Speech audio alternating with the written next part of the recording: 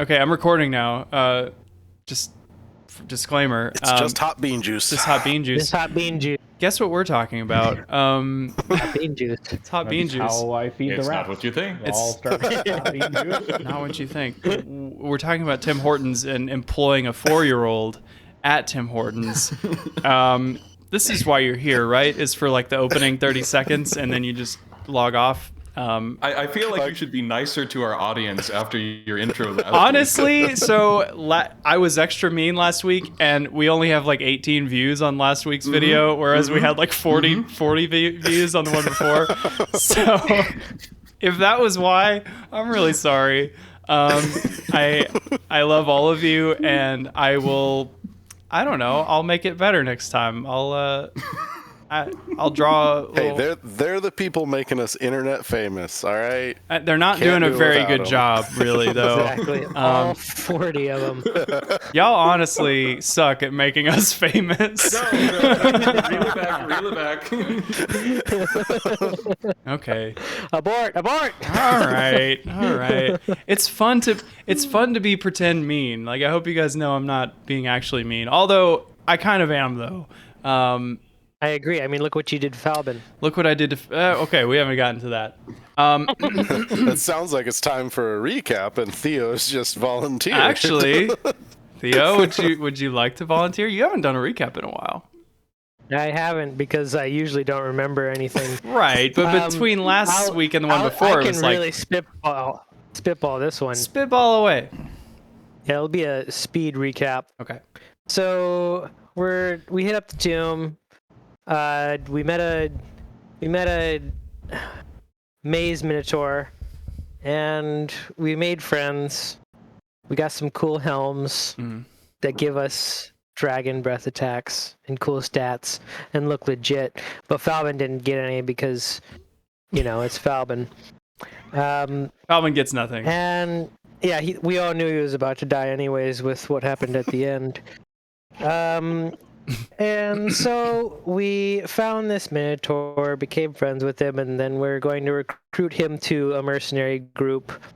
And then we hit up Arcalander's tomb because that is where Falbin had his reward, and he was greeted into Not just any the Arcalander, but Okos Arcalander, who was the good. He was the nice one. He was the only one who wasn't the Hitler guy. So exactly, the not Hitler guy. Yep. Invited Falbin into his tomb. His automaton did, I should say, Gollum. And I know you said automaton, but atomicton is like a really cool word that I like. It's very Fallout, Atomicton. very Fallout. Radioactive. Yeah. Specimen of a thing. Greeted him into a tomb. Sure did. And he got a 6 sword that he will never get to use because he's going to die and lose it. And he has expressed interest in just selling it when you guys get to Mitros. So, He's on the side. He said he'd sell that and not split it with the rest of us. All I said was it's worth a lot of money. Then we went over to Phobos's tomb, saw it was locked. Theo said, I know a thing I can make to fix that. And so he's tinkering away, and then while he does that, Falbin opens another tomb and is greeted by atomic tons. And they aren't as kind as the first group. This is So in Falbin gets Magus's killed. Murto the Magnificent's tomb. Yeah, Murto the Magnificent. So Very Falbin handsome gets lad. Magus's... Falbin gets Magus killed. Yeah. And he's not sorry about it at all. He actually said it was light death, just barely. Yeah. He actually said, "Thank God, finally, I was able to kill Magus, and I didn't have to use the rats." That's a direct quote, and you'll have to see the video to prove me otherwise. Yep. Tim, I will edit you saying that into last week's video. Excellent. Yep.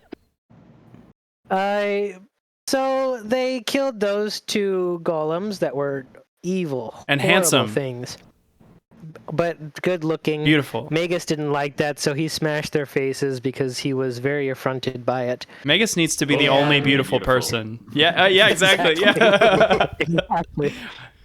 So we opened up that, and there was lots of gold. It was like what, 1,000? Like it was like 5,000 worth. Lots of Like dollars. it wasn't gold. It was like armor that was gilded with platinum and gems. And that is the price that our DM puts on Magus's life. Yeah. And so we went over to about 5,000. We went to Phobos's tomb after Theo was able to make his little key. We opened it up. Theo didn't want to spring any traps, so he had the resident expert for checking traps go in, which is Falbin. Because otherwise Theo just pulls the lever. Right. Theo does do that. Coyly looked at the tomb. Very coyly. And he couldn't see anything, so he touched the handle as one does and was instantly teleported to a land where he will die, because that is where the Titan that we are supposed to kill is. And he just turned around and looked at Falbin, and he was doing a doo-doo. So, you know what, Tim, you were very humble in your, your pitch about that recap, but that was very good. That was honestly very good. So please take an inspiration. Inspiration? One, but you Can I donate one to Falbin? You get one for just showing up. If you want to donate your recap to Falbin, I feel like Falbin's gonna need it. You can do that. I donate to the Falbin cause. To the Falbin For fund. one inspiration a week, you can prevent the death of a Medusa. Oh, wow. May your rolls be good. May your rolls be good. So, yeah, that was great. Thank you so much. Honestly, really, really good. So, the way we're going to jump into this, I'm going to recap just the very last bit of kind of what you said, just in my own way, and then we'll get into do it correctly. No, and then we'll get into the session proper. I am going to first. Well, before I do that.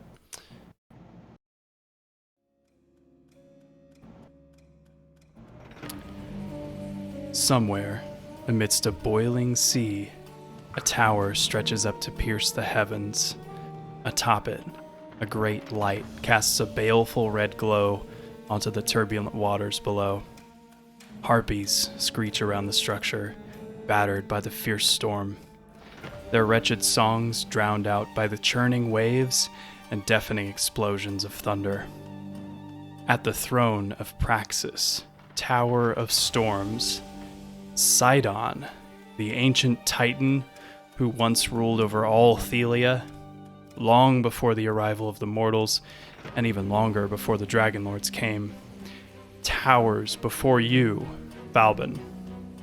His colossal, six-armed figure, as if chiseled from marble, is easily 7 times your height, and adorned with robes of the rarest and finest make.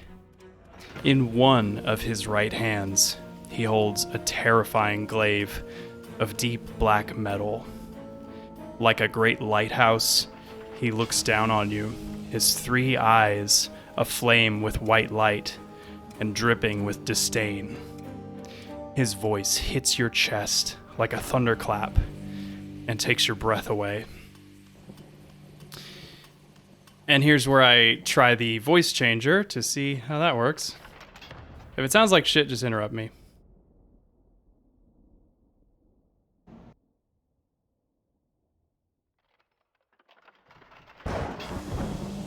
So, once again, an impudent worm disturbs the resting place of my blessed warrior.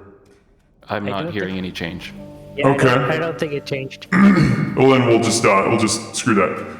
So, once again, an impudent worm disturbs the resting place of my blessed warrior. Nonetheless, thou of mortal birth hath chosen the path of the Gorgons. Perhaps there is use for thee still. I grant thee one chance to make penance, one opportunity to kneel and show deference to the Lord above all, if it be possible for one of such stature to lower thyself further. And he waits for a response. Made a height joke?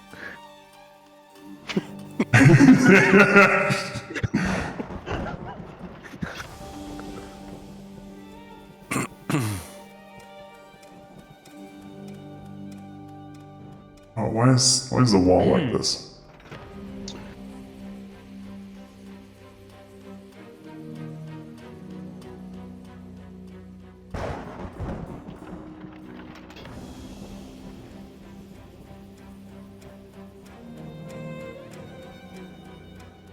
He's waiting.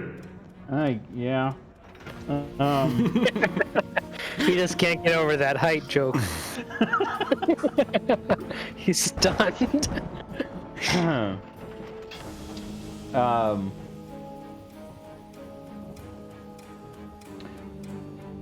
Falbin's going to look back at Sidon. He's going to say,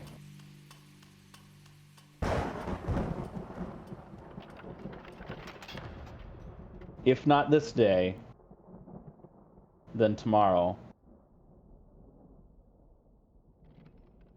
I may not be able to stop you now, but my brethren surely will.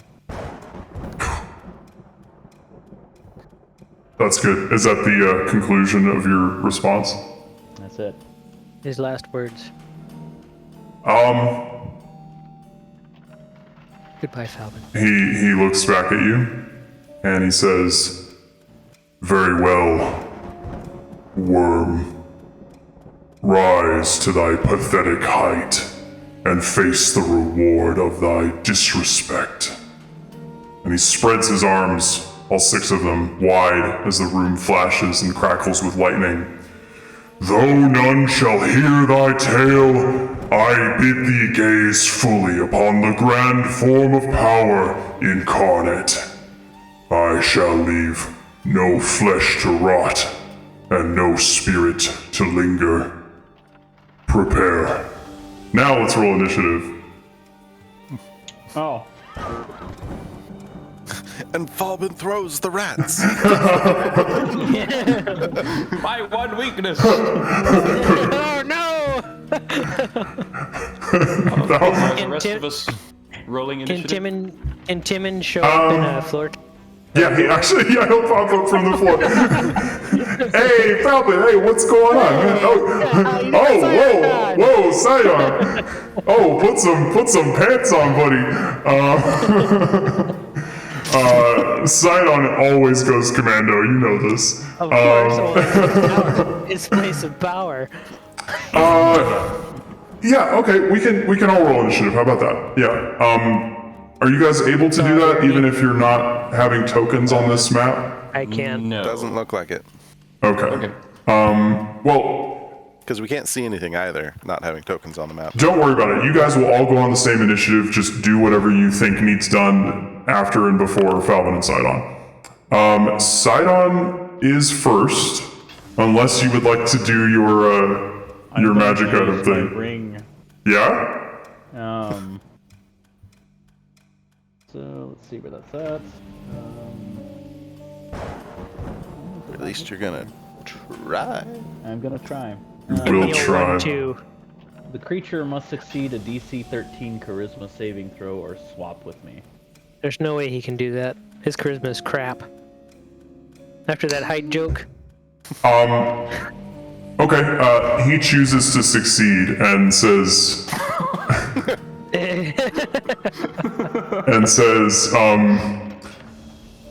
"Your foolish toys have no rulership in my house." And he's gonna go first.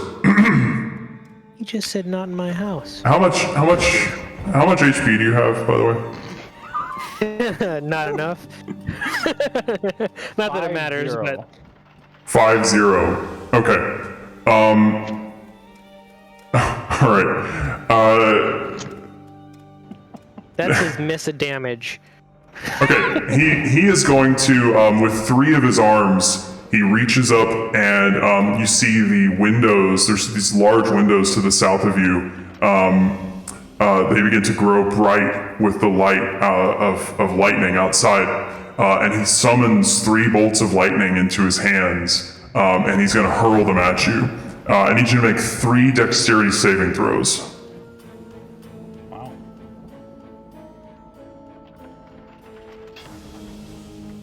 Getting some Thor vibes.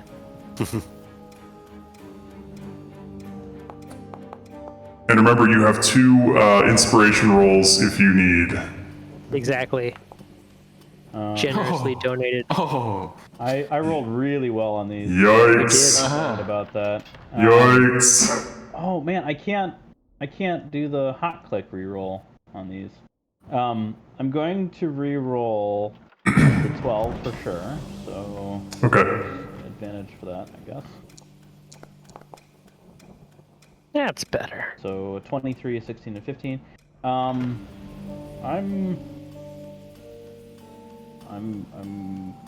gonna let the others roll. Stand as Okay. so 23, 16, 15. Okay. On the 2 that you failed, you're going to take, for each, 40-10 lightning damage. Okay. So then I've got uncanny dodge. Okay.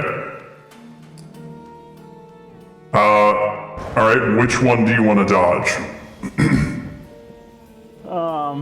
Let's see. The big one. I will One that rolled higher. I don't dodge it. I take half damage. as a freebie, I will give you that the first one seems to be the most powerful, and you go to dodge that one, and as you roll out of the way,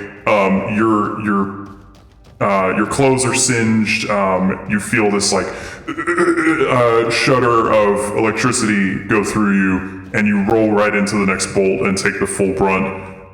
So from the first 2, you're going to take a total of 35 lightning damage. And then on the third one, you actually do pass the save, so you will take an additional 11 lightning damage. So that's a total of 46 lightning damage. You are still up. Hang in there. So it is your turn, and you are squeaking by. All right, so clearly I'm moving in for the attack. Yeah. And just since this was right at the end of the session, this big globe-looking thing in the middle is like a war table with the continent of or the world of Thelia represented atop it, and there are these large, huge chairs even around the table. Wait, are you guys actually seeing a map right now? Oh, you guys aren't?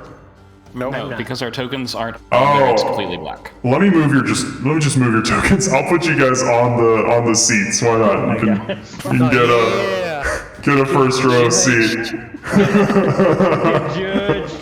Okay, can you guys see now? Yes. Yes. Yeah. Theo, turn your light off. I'm just setting the mood. Oh, there's a little wall here. That's why there's like. Okay, I was wondering what the interrupt was. Anyway, yeah, Thea. Sorry, Falvin, what are you doing?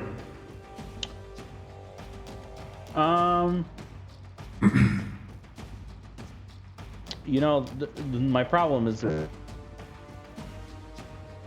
Your voice cut out. What? my issue is there's not a lot of options. So Right. Just, do your best. what is this? Is 16, 20? I could heal like 20, which would get me 1 of 3 attacks maybe.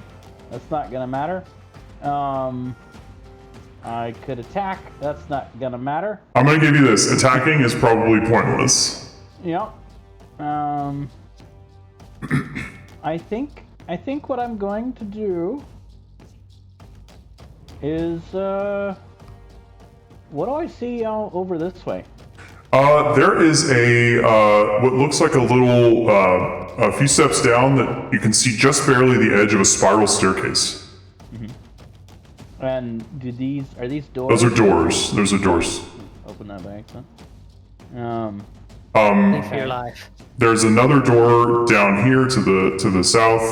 And then there are these windows overlooking the sea outside. Well, I'm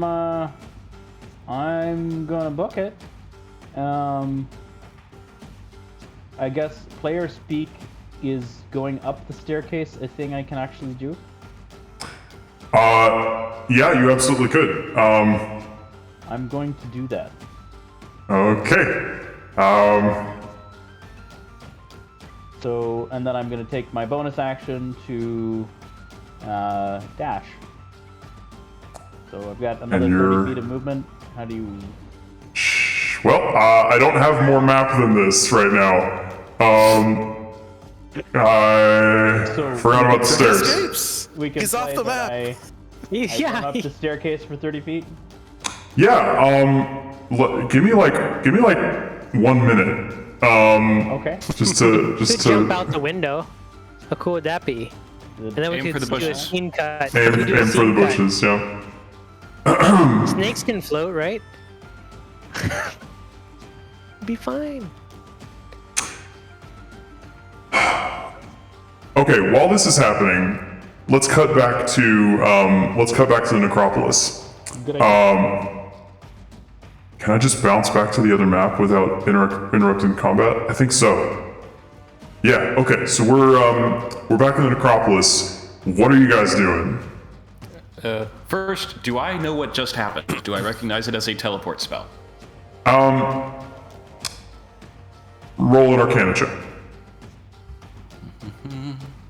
Come on. I better do good on this. You better. It's kind of your thing. Yeah. I mean, I have plus 11. 24. It is some sort of teleportation. It's new to you, but the symptoms are there. I will say, with that's a really good Arcana check. You see nearly invisible threads of conjuration magic, like remnants of the weave itself that are emanating from the spot that Falbin touched on the sarcophagus, and then like wisps piercing through the stone wall to places unknown. All right. So I don't know where it went. You don't know where it went, but looking at these threads, you can sense that they hold tension, but they're beginning to fray. You don't have long. And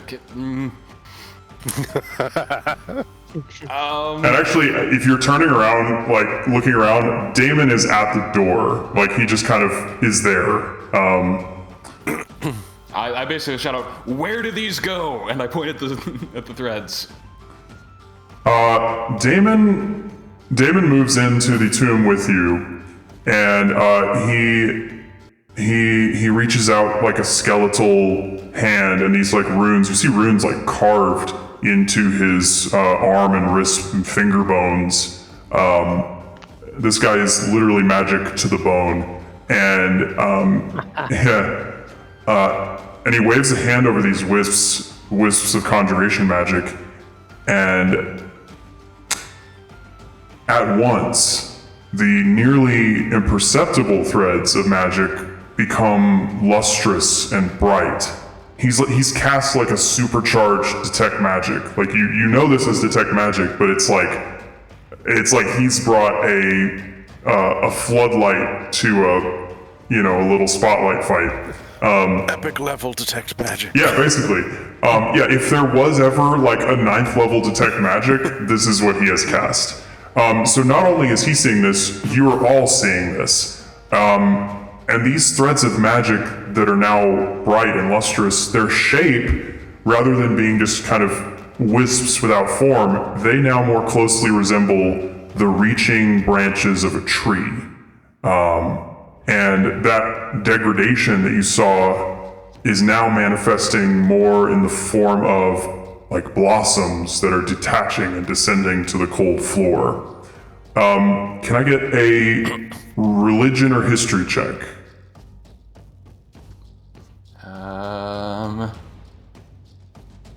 We'll go with religion. Sure. There we go. Okay. We'll come back to that.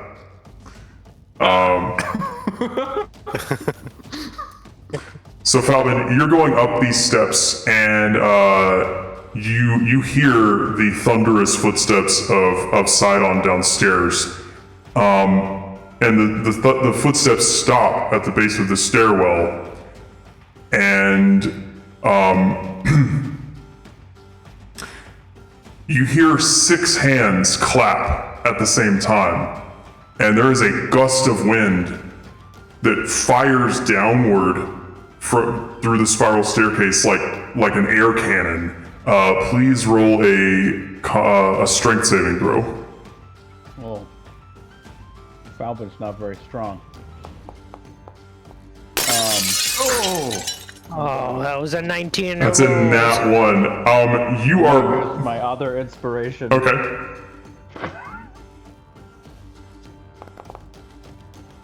Yay! 19. You dig your feet in, but this wind is far too strong. And the salt spray, this cold salt spray from above, blasts you downward, and you roll all the way back down the stairs and look back up at the 35-ish foot tall form of Sidon standing above you. And he brandishes his black glaive and prepares to strike down at you.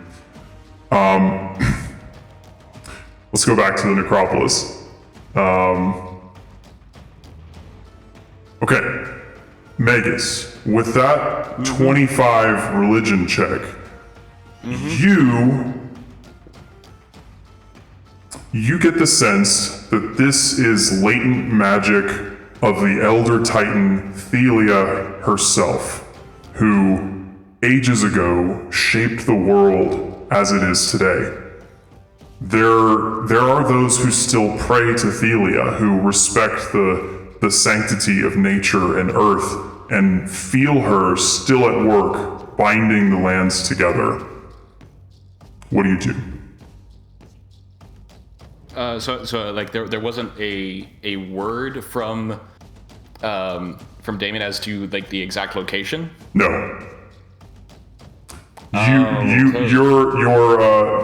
You have gathered that this is the remnant of the conjuration magic that sent Falvin away, but that it is serving as a tether, and that tether is losing strength.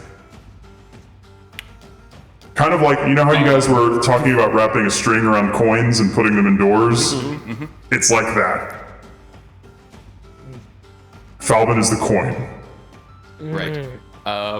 I'm Because going. you said we can all to- see these, right? Yeah, you can all see them, so feel free to talk amongst yourself. Shade would try and grab one. Okay, all right. Shay, give me a religion saving throw. A religion saving throw. I'm just kidding. That's nothing. That's nothing. It's like, this is gonna be very interesting. Roll either an Arcana check or a religion check. Well, I'm probably not great at either of those. Let me see which ones oh, they're same for me. Okay, so I guess I'll just do I'll do Arcana. Why not? 13. Okay. You sweep your massive arms towards these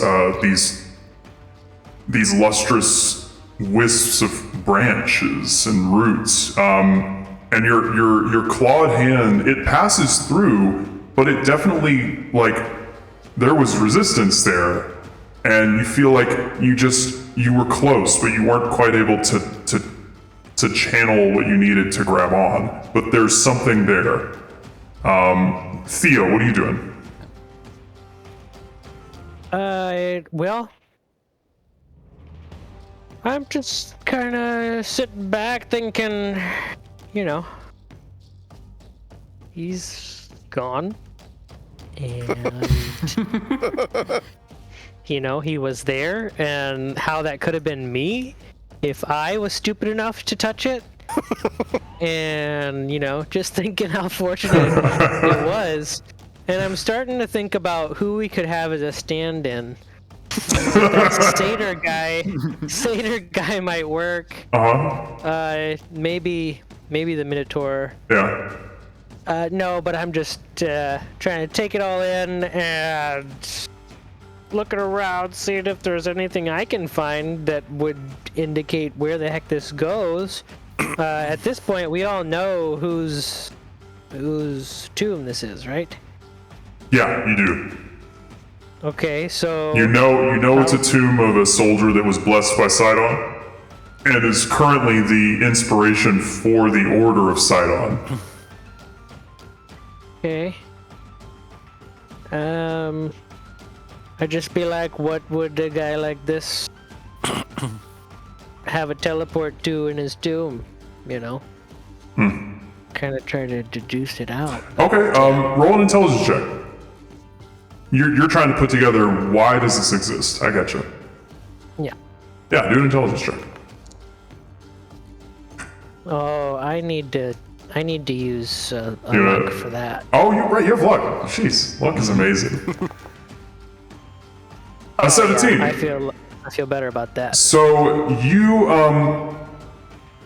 you've built traps before, and you're pretty sure that this was probably built as a way to punish those that sought to investigate tombs like this. It probably wasn't anything that Nicholas Phobos wanted. This is something that somebody who was fond of the legend of Nicholas put in as a trap. This is a trap. I mean, that's pretty obvious, but Pretty obvious, yeah. it wasn't anything probably that the deceased used for anything.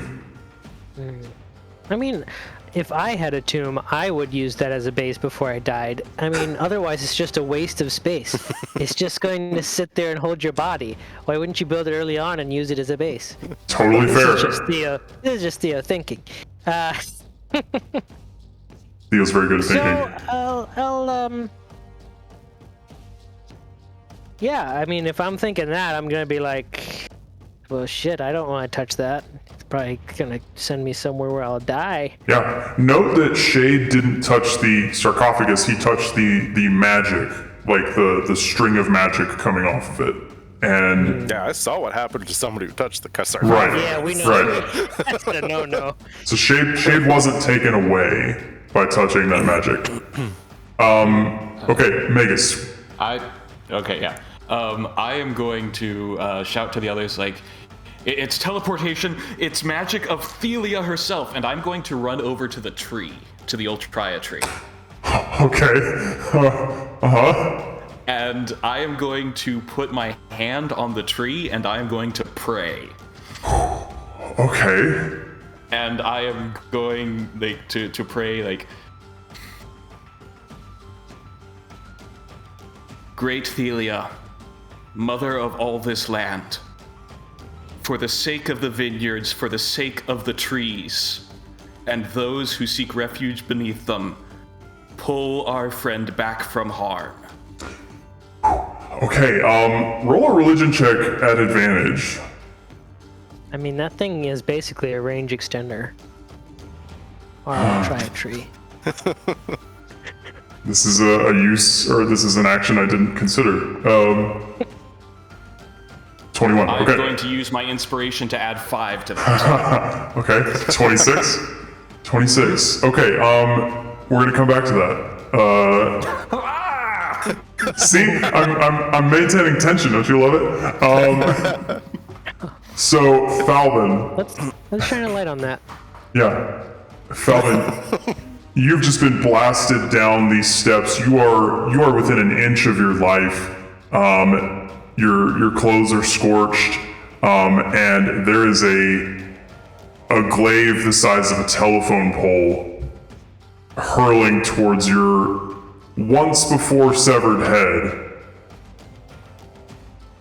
What are you thinking right now?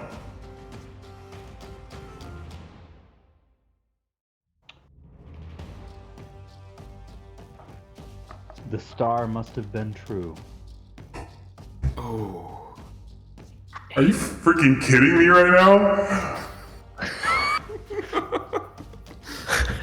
That's so... That DM. Can we stop and I just like go into the woods, cut down a tree, carve you a thing that says inspiration, and then walk it to your house, a 10-hour drive from here, and give it to you? I'm sorry, that's just so simple and so good and so true to your character. Okay, sorry, I was just geeking out there for a second.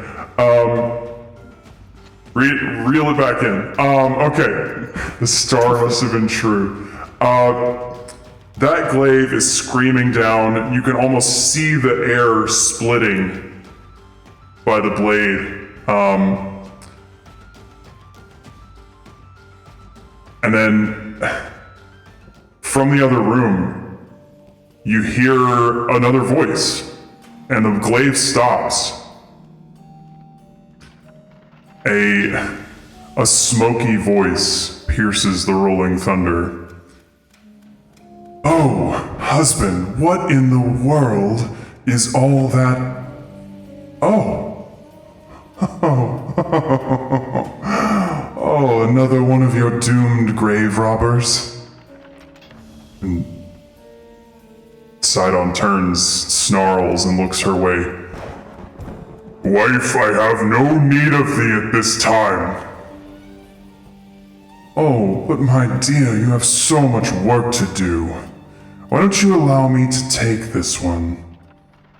You always kill them so quickly before they have any time to dwell on their sins. Sidon glares down at you for a moment. He grits his teeth as static electricity builds across your skin, and this 9-foot blade hangs over your head.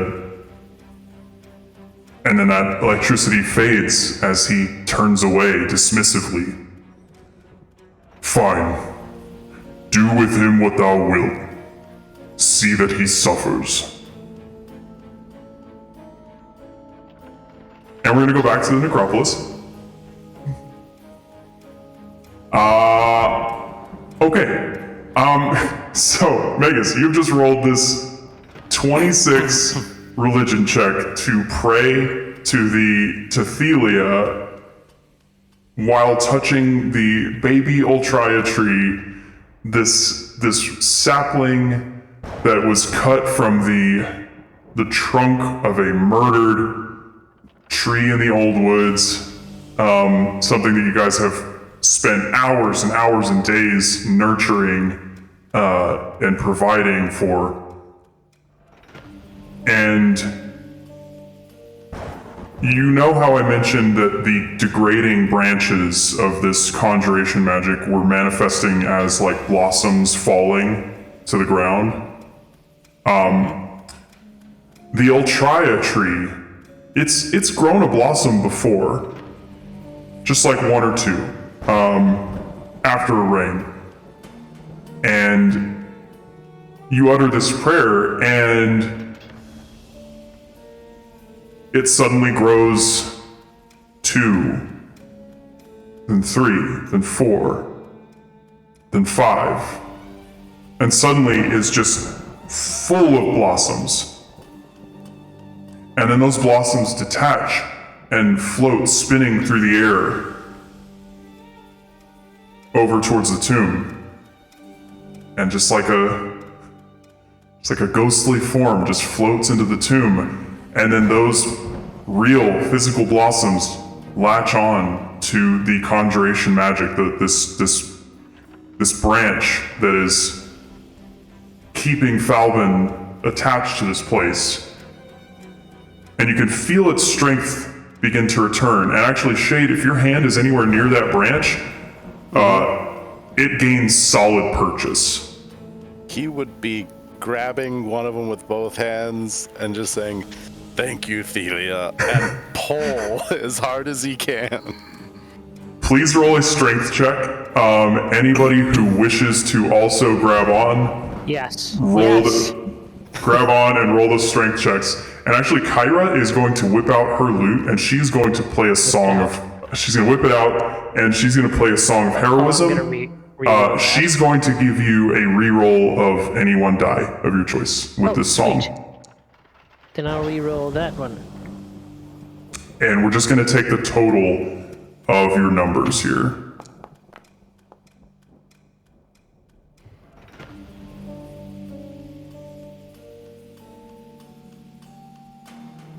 What do you think of that?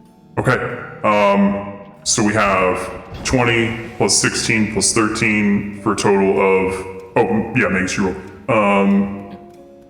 What is that? 49. Could you say again the effect of what Kyra is doing? So Kyra is playing a song that is bolstering your spirit. So it's giving you a reroll if you want to do a reroll. Okay, I think that was about as good as I could hope for. Okay, awesome. You guys all jump on to this ethereal branch that ties Falvin to this place, and you begin to pull, and we're gonna go back to practice. The tension, it's palpable. So Falvin, Sidon has just consented to not kill you, but I'm pretty sure you can guess who is talking right now. And do you know who's talking? Oh, it's definitely Lutheria. It's definitely Lutheria. And you've seen her before in her like spirit afterlife realm that you've been in when you were killed that first time. And now you see her in the flesh, and I don't have a token for her. But Lutheria towers above you, statuesque and beautiful. But beneath her sprawling crown of black antlers, her widening smile and eyes of just pure nothingness beget only pure cruelty and sadism. With a graceful two-handed flourish, she summons out of thin air a giant crystal scythe. Stomping its hilt end into the floor, your surroundings instantly change. And you're no longer in Praxis. You are at sea, atop the deck of an enormous gilded ship with no sails. The skies above are alien and dark, and the sound of titanic chains echoes around you. The scent of wine and perfumery overwhelms you. Oh, thank Mother Thelia. Falvin, I'm so sorry if he hurt you at all, but I couldn't let him kill you.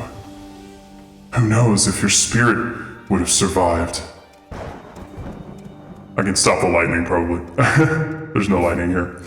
I don't know how you ended up in Nicholas's tomb, but this couldn't have worked out better. You're here and alive. Now we can finally... What is Falvin thinking right now? Oh shit. So you're looking around at Lutheria, thinking, oh shit, and your hands, you feel something in your hands. You feel your arms kind of like go taut out in front of you. And then your legs, you feel tension in your legs. And you feel like something is pulling you away. And you start to slide backward, away from Lutheria. she's frazzled. She's out of breath. She seems like... Roll an insight check, actually.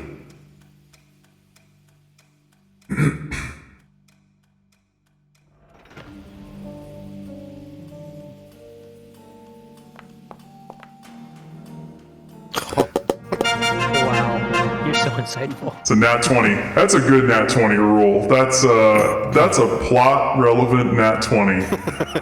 Yay! Lutheria was trying to hide you from Sidon. She didn't want him to know about you. She didn't call you by name until you got here. And her guise, her aspect of just confidence and sadism just immediately dropped when you came to this place. She became apologetic and embarrassed. There's a big secret she's keeping from Sidon, and you're part of it. And as you're having this, this thought, and you're being dragged away from her, she looks back up, and she says, now we can finally, wait, no. What's happening? Where are you going? And you're going further and further. Don't leave me! Don't! All I want is... And then your sight suddenly zooms out, leaving Lutheria and the ship you were on a speck in the distance. You think you could see something massively tall just ahead of the ship as you heard those chains for the last time. Dark waters dotted with strange islands stretch out to an invisible horizon, and then your vision goes dark for a moment, but then slowly grows steadily brighter as you scream past wild sea creatures at impossible speed, suddenly bursting through the surface. Familiar stars now wheeling overhead. You soar through the night sky, passing over the coastline while the mountains to the north grow larger. You brace yourself for impact before passing right through the cold stone peaks and snapping back into the spot you stood in Nicholas's tomb, collapsing, wounded, out of breath on the ground. Ah! And I collapse. And you guys have yanked Falbin back from wherever he was, and there's a burst of blossoms as this conjuration magic finally shatters with Falbin having returned, and the blossoms float to the floor, and Falbin is there, out of breath. The power of friendship, which transcends space and time. Falbin. Can Magus do an insight check on Theo? Following that, it's like just to know, like, do I know just how much he was thinking about replacing Falbin? That's all in his head. Probably not. Yeah. Fine. Kyra runs and soccer slides on her knees over to you, Falbin. It's like, oh, Falbin! Oh my goodness! Oh, you're back! Oh, you all did so good! Oh, I haven't heard an honest to God's prayer to Thelia in years. Oh, that was something. Are you? Uh-oh, somebody left? Uh-oh. Oh, Megas left. Magus, he rage quit. That's You what rage I would quit. do if my girl started talking to me like that. That's very true. That's very true. I can't take this shit anymore, man. First Theo, now Falbin. Ah. Everybody but me. Next will be Shane. I'm gonna message him really quick, because I feel like he's gonna want to be here. Yeah. Okay, yeah. Anyway, You've solved my Sidon teleportation don't die puzzle. Yay! Quite impressively, I might say. Thank you. So you did fine. You were all worried, crikey. Yeah.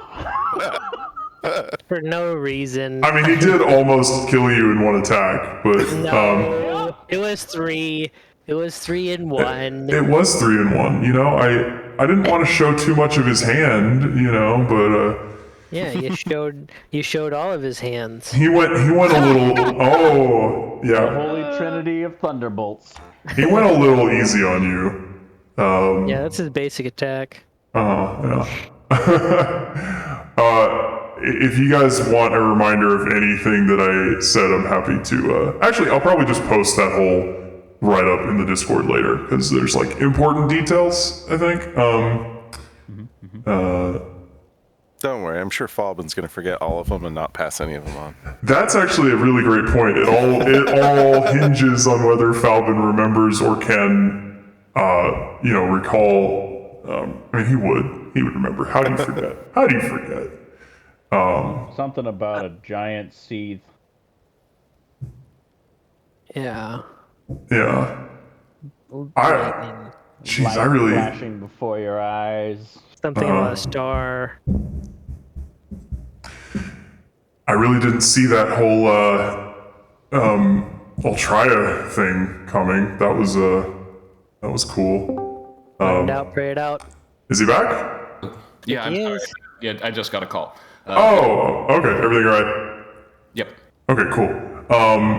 We didn't talk about anything major while you were gone. So, yeah, what are you guys doing? I'm like, okay.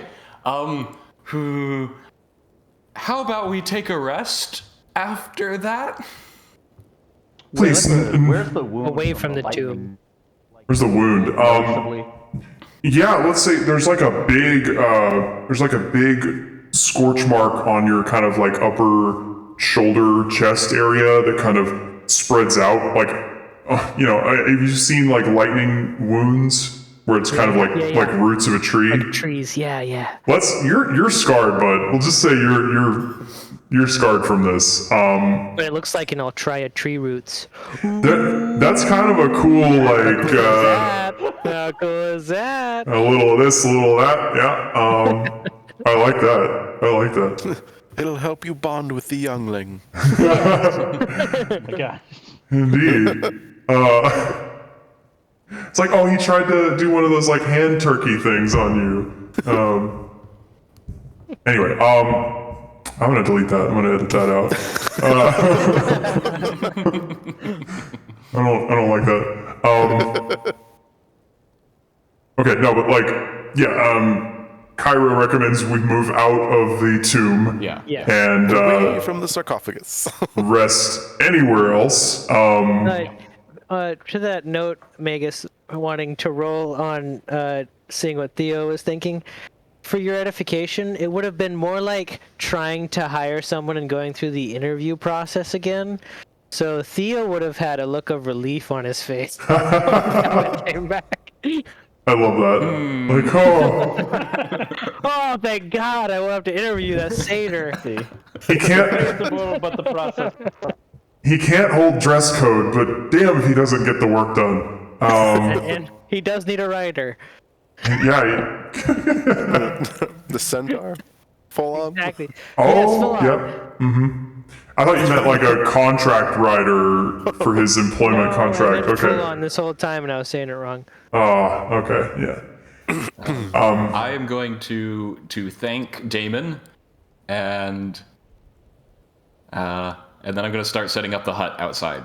Okay. Yeah. He bows and then starts kind of floating back to his sentry location. Man, he was on site quick. Like, Yeah, I mean, this was like the most interesting thing that's happened in like 200 years. So, I like to think he always shows up if people are about to beef it, just because like that's fun his to watch. Yeah, it's just like eating popcorn. Well, that's a new one. Did somebody mess up that much before? Oh, this guy came back. Oh, that's I like the Nicholas tomb because they just kind of come back in a spray of blood. It's pretty. Oh my god. Yeah, we look around the rest of the tomb and realize, wait a second, there's splatter marks everywhere. Yeah, actually, the one here is like, you know, there's no remains in here. It was literally just an empty tomb with a sarcophagus. So, yeah. So Falbin, I got kind of the impression it was bad, but where did you go?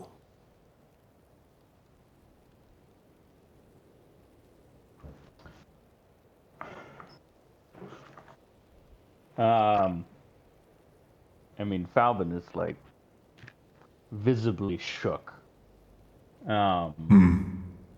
His trauma comes to mind as you stare at him.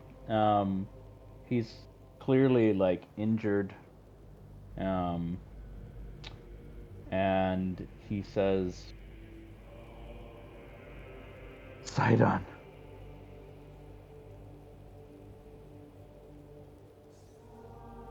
Would I know that it was Praxis? Like character? I think I would. You may have heard legend of Sidon residing in a tower called Praxis. It's like, you know, it's like hearing about the Tower of Sauron, if, you know, you've never seen it, but, yeah, I'd say you would know enough to guess that it was Praxis. There was a tower in the sea, and thunder, lightning. Magus's eyes go super wide because he knows about Praxis.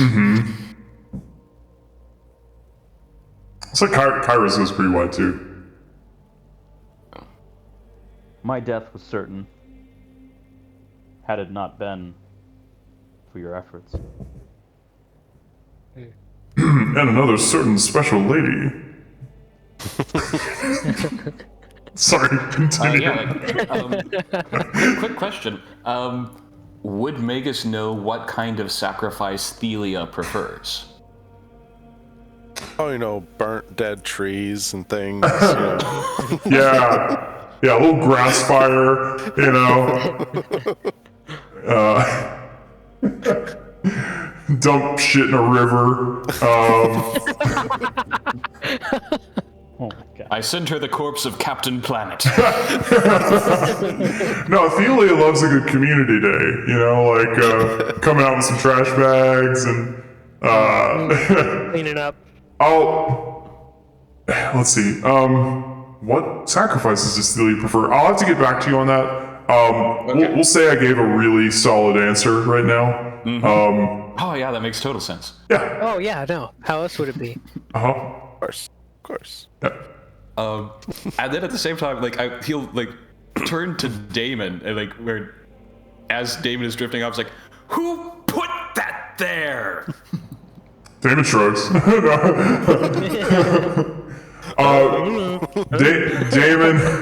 Damon points to the key that Theo holds. I didn't put that there. Theo, you have some answers.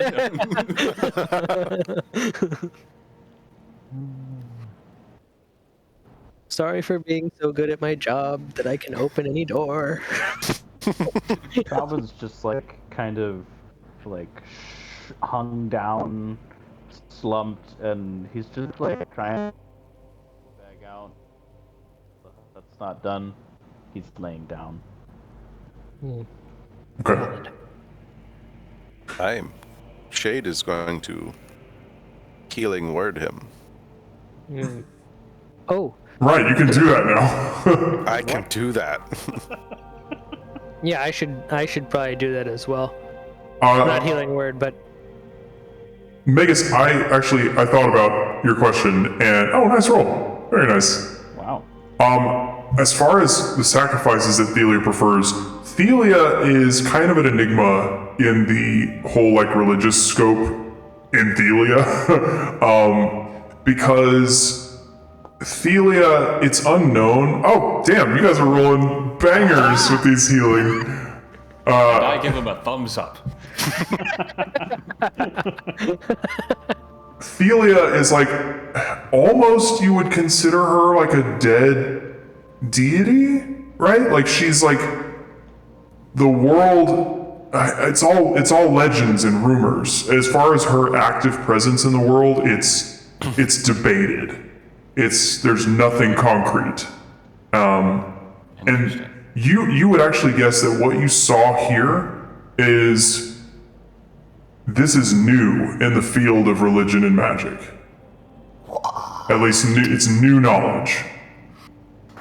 You've basically seen like the fabric of the world in a way. What? The fabric of the world. So like Magus's whole goal is like mastering the weave, right? So, or like one of his goals. You have discovered an aspect or a truth about the weave that is previously unknown. You're like famous. Yep. Now you're gonna have to, leave the adventuring team and go write your thesis. Yeah. Your theliasis. No, I'm gonna delete that. I'm gonna delete that too.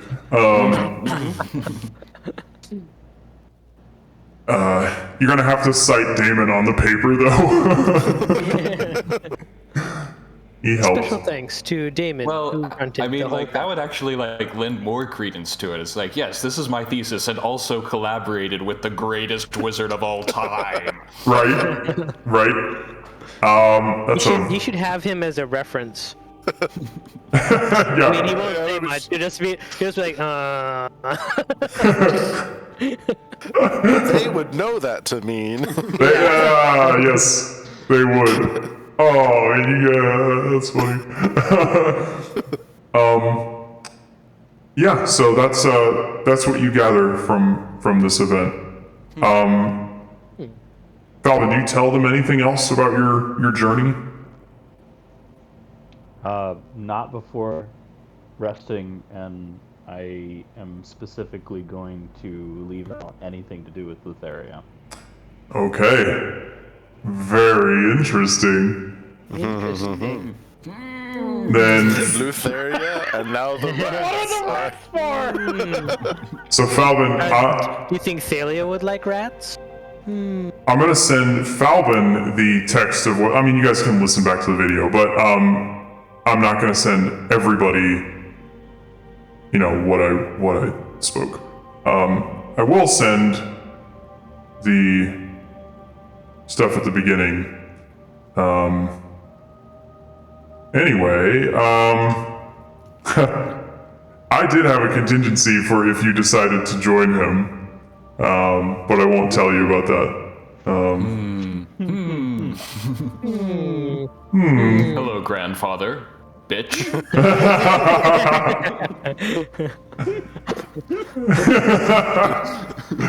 It's hilarious. Yeah, you should have just popped in just to call him a bitch. You didn't know. That would have been toward Lutheria. Oh, sure, yeah. Oh, right, okay, yeah. Okay, so you leave out everything about Lutheria. Cool. Interesting.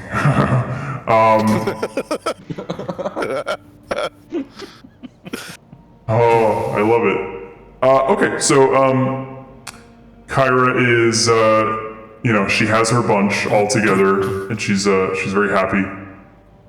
And, she says, after we've gotten some rest, do you think we should maybe head on, or, would you like to explore some more?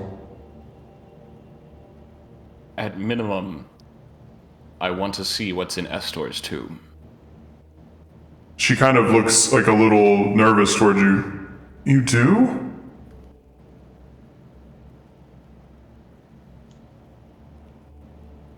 If I am to close out his legacy. I don't want to leave parts unknown. She nods kind of begrudgingly. Very well. You'll forgive me if I stand back a bit. Oh, I'm having like all the detect magic up when I do that one. I expect you're going to sleep with detect magic on now, Magus. Speaking of which, Almost sleep, and he's like, I'm not going in that one. Yep. is there anything we can do to disable or destroy that trap? Short of destroying the sarcophagus? Probably no. We should probably save it for when we need to kill the big You could also try disabling the door somehow. Seems like a pretty convenient way to get there. Yeah, we, like, aside from, like, we don't want to use it now, but we know of a back door indirectly to Praxis. This is me nervously, like, looking around the room, thinking, You You could have go a for miles point there. across the wide ocean in this risky sea, or you could. Hit up the tomb. Everybody just, all right, on 3. 1, 2, 3. Have the Ultriatry connect us all, and then one of us touches it so that we all leave simultaneously. Oh, man, like, we go in, like, do a hit, and then come back, and the next one goes in, hits it, and comes back. Oh my god. Kiting. Just kiting Sidon. Are you freaking kidding me?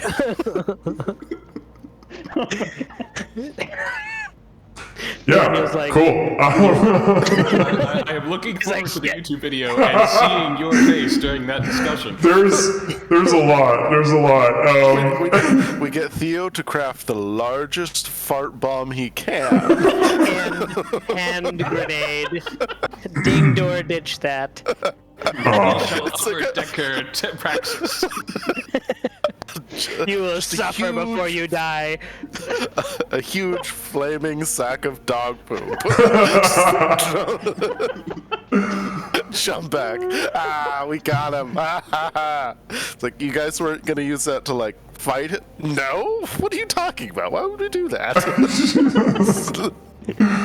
This is so much better. Amazing. Cool. We'll burn that dog shit when we come to it. All right. What now? What are y'all doing now? I assume long rest. Yeah. If y'all want a long rest, you can long rest. Yes. We're gonna skip ahead 8 hours. Let's see, hour 1, About 2, 26 damage? 3, 8. Okay. Do you fully heal over a long rest? You fully heal. Yep. So why did we do our healing spells? Because it was dramatic. Yeah, I mean, you get all. It was You get nice. the spells back too. Yeah. Okay. I mean, he was in. Friendly. I mean, Yeah. I know why I did it. I didn't want to get a replacement, but why did you do it? I will say over this long rest, you can see the shade. You have a very particular affinity to the Ultriatry. It seems to be in a state of kind of exhaustion, you would guess.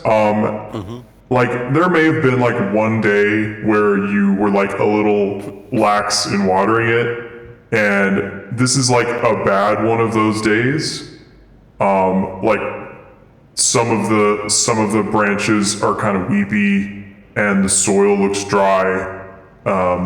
It doesn't look great. I'm definitely going to be watering that thing. Yeah, you Gotta water it. Gotta Okay. water it. I got like any bits of rations and stuff that I can like crumble up as like fertilizer around it. Just burying some Oreo cookies in there. Some beef jerky. All right, little Twiggy had a hard day today. Ketchup, soy sauce, gravy. The usual. I only feeded the blood of my enemies. Maybe a sarsaparilla. Oh, that will never leave. That will never leave. Give him some sake. Some sake. Oh, sake, yeah. Okay, well, I just want to let you know that the Ultraya maybe is gonna need a day. Yeah. So, if you guys have anything else you want to do in particular during the long rest, let me know. Otherwise, Did the door close after us? the door did close. Yeah. Mhm. Shade would have made sure if Theo didn't to take the key thing out of it. Yeah. You take the key. Yes. You take the key with you. Because that seems to be the only way in here. Is having this type of key. Okay. It is about 5 in the morning at the end of your rest. Yeah, Magus. At the end of the long rest, like knowing what's going to happen, Magus will attune to Estor's helm. Ooh, okay. So you put on the bronze helm of Estor. I don't put it on. You don't put it right. You're tuning to it. I just attune to it. You're holding it. You're singing to it. Caressing it. Yep. You're praying to Whispering sweet Estor. nothings. Yeah. You're promising to name your future children after Estor.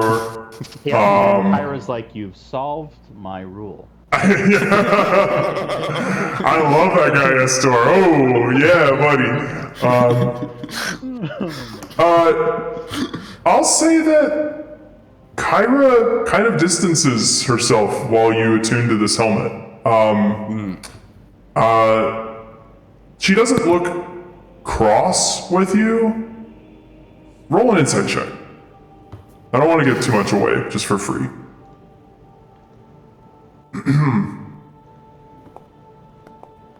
Yep. She's That's got her Vegas. back. Typical male. She's got her back turned. Like while you're attuning, she's attuning her lute with her back away from you. And singing somebody that I used to know. Yeah. Oh, that'd actually be good.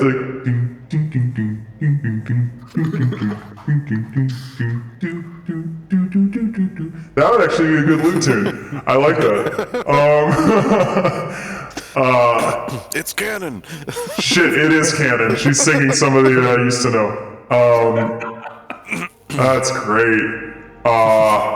Okay. You attune to the helm of Estor Archelander, and it's more of a bland experience than you expected. I think there might have been some part of you that was preparing for some like onslaught of visions of slaughter and, whispering voices, but it's fairly banal, mundane,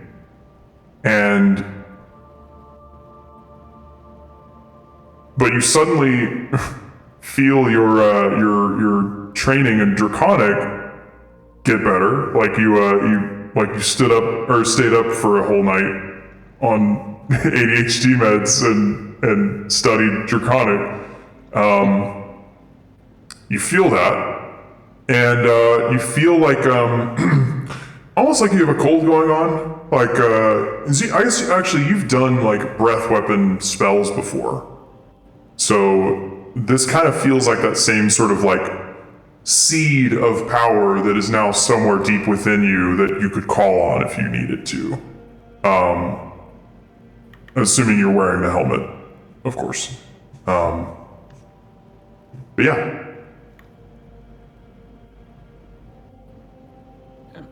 And then at the end of the long rest, I will move over to Estor's tomb. Okay. We'll head on down there.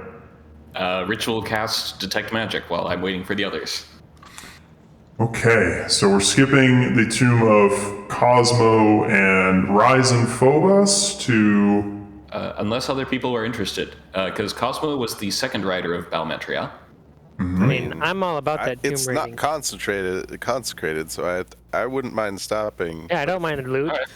If Magus wants to go to Estor's tomb first, then I mean, like Estor is the one that he is definitely going to see. So we should save it for last. Falvin just sits on the rock. Yep. Okay. I'll leave. I'll let Rue comfort him in his moment of need. How does Rue comfort Falvin? You know. I think you know. Yeah. claws. Yeah, Rue will go over and kind of just sit next to him and make sure that he doesn't feel alone and kind of do some low crooning. Yeah. Share his little bell with him. Yeah, just kind of be there with him, but it's not a person, so it's not as intrusive. He pets you with his wing, and it's like somebody's like stroking you with a stop sign. Just like, Falvin. bang. Falvin goes, you know what to mean that. You cut out right there. What do I know it to mean? Which you pluck it. You cut out again. It's How not is this fair. happening? How is this happening only when I need to hear? Let me go change a little more settings there. Falbin says, which you know to mean that if Rue were a real bird, he would pluck it and cook it. Oh, He okay. would follow after Theo's. Yeah, Theo totally gets that. Love it. I would also if he was a real bird. That's why I made a mechanical one. You made him mechanical so you couldn't eat him? Yep. I'm right there with you. Oh my god, that's so good. Okay. So you guys park it in front of the tomb of Cosmo Phobos. Second oath sworn. Oh, I said that weird. Second oath sworn of Balmetria, the leader of the dragons, and son of Ryzen Phobos. Ryzen Phobos being basically the guy who wrote most of the Xandariad, the book where you've learned a lot of your lore about the Dragonlords. So this was the son of that person. There's no carvings that appear on the door and entrance walls like you've seen elsewhere. This is a pretty blank tomb. Is there a coin indent? Yep. Well, then I would put the dragon coin in it. Put the dragon coin in, the door begins to move down. And it's like very early morning. It's like not quite dawn yet. So there's like, it's still functionally dark. You have dark vision, and Theo, if you have your torchlight on, your torchlight seems like unable to properly illuminate the floor, ceilings, and walls. It seems to be 10,000 lumens. Yep. The surfaces, the walls, floor, ceilings, they seem to be covered in a slick black substance that appears to shift and quiver. The only object you can clearly make out is a gray marble sarcophagus in the middle, carved in like the features of a man. Yeah, I'll just kind of stay out here and That give looks you some light. dubious. I don't Vegas. want to touch that. Does it smell nice at least? It smells bad. It smells like, actually no, it smells like vanilla extract. Oh. Good. What was Shay about to say? Magus, got Yeah, any dude. insight to what this might be? You Do I get detecting anything? for Detect Magic? No. No pings, and it's just dark. It's just dark and slick and shifting. Well then, Shade's shadow. Gotta move myself out of the way. Am I like? Do I have bestiary knowledge? Are you proficient in nature? No. Probably not. Dang. I've got animal handling. Ooh. We'll You see. don't see any animals in here. I'll send my shadow in. My echo. Okay, your echo is suddenly consumed in a waterfall of black sludge, and then the waterfall dissipates and your echo is gone. Do we want to deal with this? Probably not. Does this? Should we see if it does this burns? stuff- Magus? Did you want to see if your hands could burn that away? Everybody step back. When in doubt, fire out! I'm gonna step back to here. This is gonna smell bad. I'm gonna resummon my echo. Okay. That's not what I wanted to do. There. We're gonna step back a bit further. All right. I mean, I got the range on this thing. You can see yeah, I'm just you can gonna- see about 10 feet into the tomb, by the way. So you can see like into here. Yeah, I'm just going to lob a firebolt into the tomb.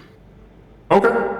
You lob a firebolt in, and the spot at which you hit kind of bubbles and steams, and you see like a slight patch of bare stone that, slowly fills in with the surrounding sludge.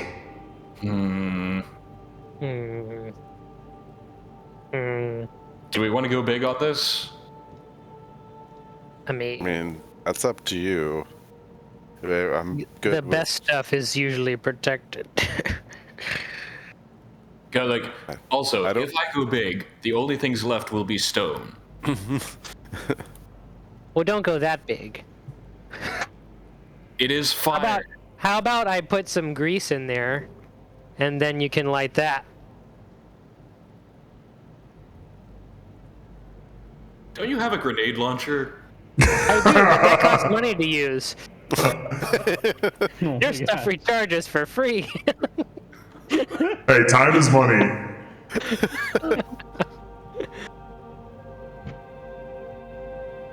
I mean, if you would have put like, I'll grease it up.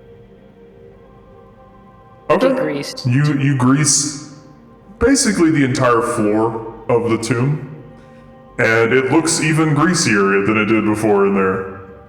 Yeah, now we're talking.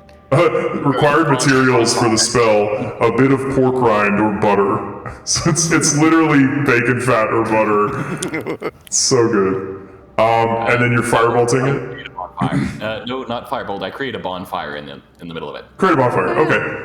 You create a bonfire. It's like a little 5-foot bonfire. It does spread, not to the same intensity as a central bonfire. And after like 30 seconds, the remaining fire goes out. And there is you can see some stone underneath that 10-foot area. It seems like if you were to do this, it's going to take a little while, but you could eventually do this. It's just going to take time. Okay, I really wanted that, but Do we want again? I can do this faster. I could use an explosive shot, but that's, explosive. How much It damage? is fire damage. How much damage does a bonfire do? 2d8. Okay, so seems like it would take you about an hour to clean out this tomb using that method, assuming you're greasing it. You do some quick calculus. My explosive shot does 2d8, which would be the same thing as a bonfire. So, and those cost 50 gold to make. So I did. Oh, cool. Mine's a cantrip. See? So, But your grenade does more than just a 5-foot square. It's that's 2d8 in a 10-foot radius. yeah, That's a lot more potential hurt. potential hurt. Potential Exactly. hurt. So yeah, if you want, you are totally able to do this. It's just going to take more time. I mean, Let's just move on. What do you think of that? Before we move on, Shade would send his echo back in, not all the way, but just like into the doorway, and have it reach out with the glaive and try and like scoop up some of the goo and see what happens with that. Okay, it picks up some of the goo with the glaive, and as it starts to kind of come out with it, like it's pulling a pizza out of an oven with a little scooper thing, the goo kind of like schleps back into the tomb with like an elasticity. Like a good booger. Like a, yep. Interesting. It seems to be, None of us have seen anything like this before. actually, you guys have seen something like this before. In the Temple of Sidon in the Old Woods. You guys remember? Is this the thing in the water? In the water? A little. It's the closest thing you can think of. some kind of a slimy creature. Slimy thing. Like in Probably a slime. It's just like it's a different color and make, but I'm going to go up to Shade, and I'm going to ask, or say to him, Cosmo was oath sworn to Balmetria. Does it bother you that his tomb is in this state?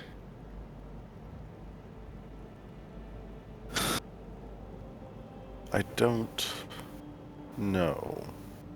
I don't know what that is. I don't know why it's here. If it was something left intentionally or not.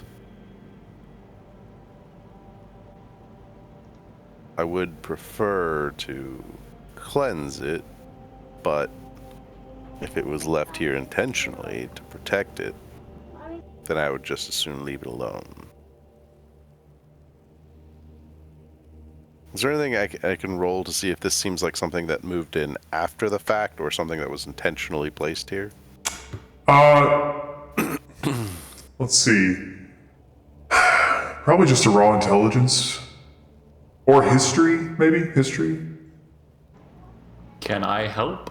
Yeah, sure. You guys are talking about it. I'll try history. Nope. At advantage, because you're being helped.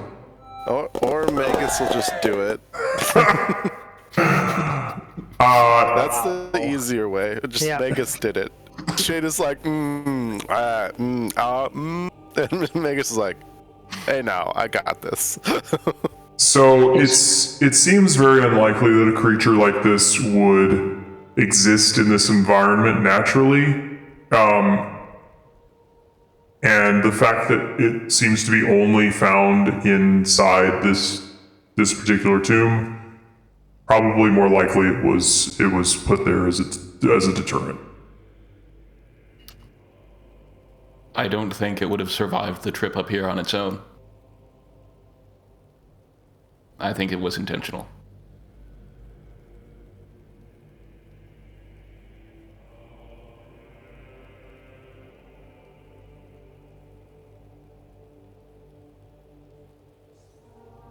Well, then I would be fine to leave it as it is. We can carry on.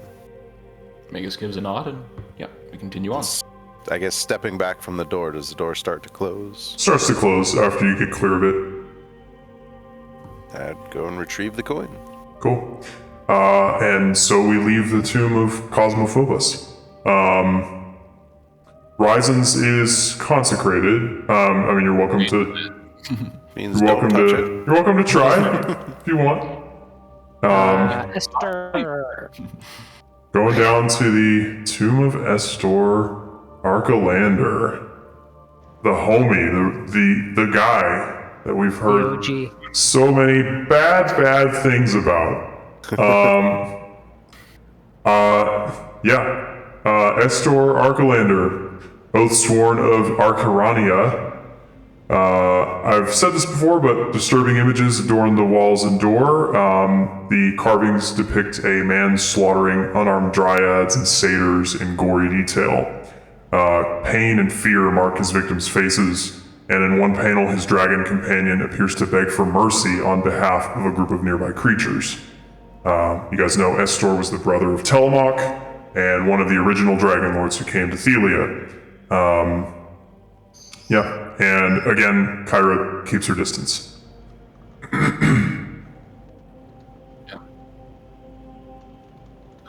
Alright, let's do this. And I have detect magic up. You detect magic, you sense no magic. Shade has the coin. I go and I put the coin in the door. Put the coin in the door. Assuming it has a slot for it. Yep, it does. The heavy marble door slides downward into the floor, bunks into the floor. There's dust, there's cold air, and there is nothing inside this tomb.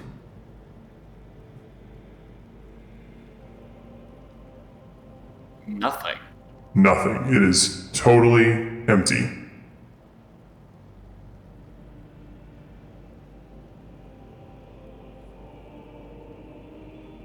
I step inside. You step inside a cold, empty room.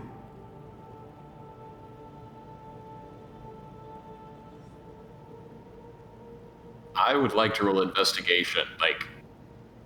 Is there anything? Okay. You are combing the desert, and you ain't found shit. I'm sorry. That was too perfect. Direct baseball score. That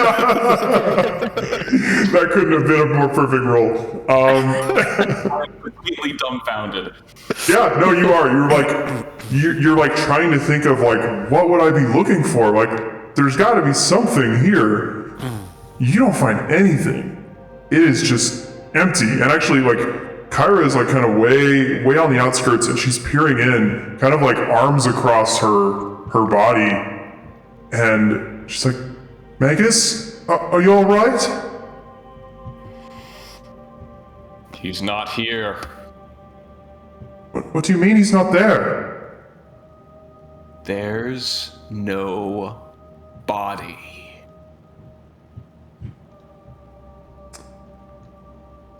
Kyra kind of like twists her head around like she's looking for threats. She's not comfortable with that.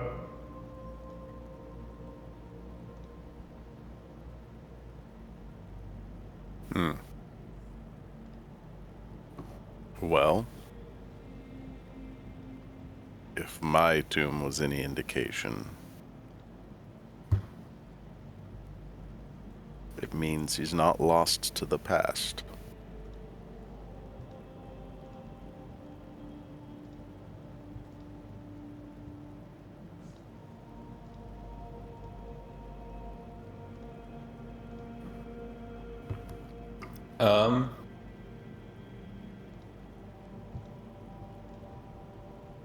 I would like to use prestidigitation. Okay. I love any time a wizard uses prestidigitation.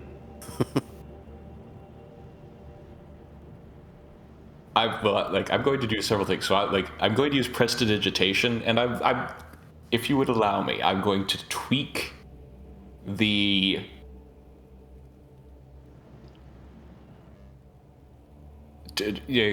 can I tweak the size of of prestidigitation a bit because I'm working on a wall. So I don't know if you remember, but I did post some rules for scaling cantrips. I don't remember if prestidigitation was part of that. We'll say that for this instance, it is, and you can manipulate it. Just check that mechanic set later, but yeah, go for it.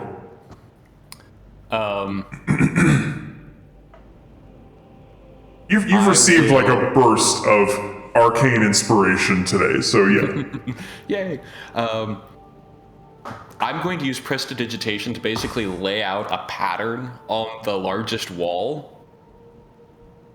And it's going to say in Draconic, "Forsaken of dragons, your name shall be dust." Oh, nice. And then because prestidigitation only lasts for 1 hour, I put on the helm. Okay. And I cast Dragon's Breath. And with the bolt of lightning, I burn it into the wall. Oh shit. Okay. So you make this like conjuration highlight text on the wall. And it says, what did it say exactly? Forsaken of dragons. Yeah. Your name shall be dust. Yeah, and then you dramatically put on the helm of the very man you're cursing while in his empty tomb. And then this source of power in your chest comes forth as rolling lightning that just like beams and scatters across this old dusty wall. As the hairs on the back of your neck and arm begin to, come back to rest, there is just the wall is smoking and smoldering, and these words are now the one thing found in this tomb.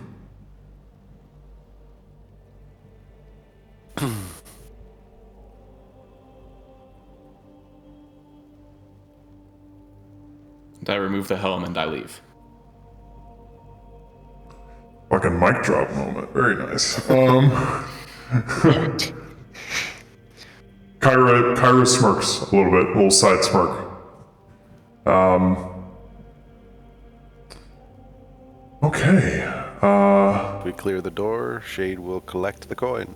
Yeah. Anybody gonna pee on it or anything? Nobody? Alright, cool. Rue will take a sneaky little wee, but I mean... Rue does like a little Transformers, like... Rue, stop lubricating the tomb. That has got to be an awful, awful scene. Okay. Alright, so where to now, gang? Well, there's only one tomb left. Besides... There's Telemox down here at the bottom, yeah. But yeah, you guys have covered all the non-consecrated tombs so far. You want to check out Telemox? Might as well. Okay, as a reminder, Telemoch Arcalander, Oathsworn of Tisophilie. The carvings on the door and around depict a proud warrior slaughtering enemies of every kind, satyrs, centaurs, cyclopes, and more. You know that Telemoch was a particularly vicious Dragonlord, a lot more cold in his execution than Estor was. Estor seemed to have a sadistic delight in it. Telemoch was just a cold and calculating conqueror. And this necropolis is named after him. Yep, so what are y'all doing? Vegas, any magic? Any magic? Any magic? Yeah. So, like, I still have Detect Magic up. It's up for about 10 minutes. Oh, you're asking me, any magic? Yes. What is the depth factor of detect magic? So it wouldn't go through the door. It wouldn't go through the door. Okay. Not that it matters. Yeah, just ask. So if there's the ring or the coin Yep. indent, put the coin in and Yeah. It's 30 feet, but blocked by 1 foot of stone. Okay, and these are 5 feet thick. You put the coin in, and the door rattles open, and inside this one, you see a large sarcophagus with a proud warrior engraved on its lid. You also see a fair number of littered remains inside this tomb. oh. Am I getting a ping now? Can you hear me now?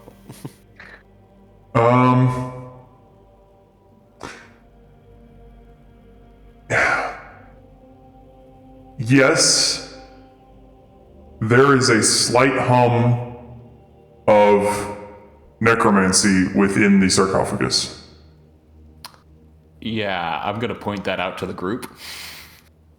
Slight hum of necromancy within the sarcophagus? Just a We've slight hum? had such good luck with piles of bones. But the tomb itself and the sarcophagus are not in and of themselves magical. No. Not that I'm seeing. Well then, do we want to deal with that necromancy? Up to you. I take a step back. Okay. The heck. Shade will head into the tomb with his echo. You head inside, stepping amongst the remains. They don't move. From the remains, like, can I see like anything indicating how they died? Like, are they burned or? They seem to be chopped up, probably for the most part. Chopped up, stabbed. Yeah.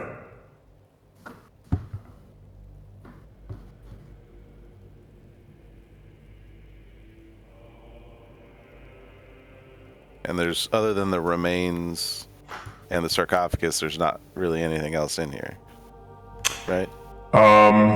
Nope. Okay. And you've known so far that the loot is inside the sarcophagus. Ignore that. God damn it! You're killing me, Foundry.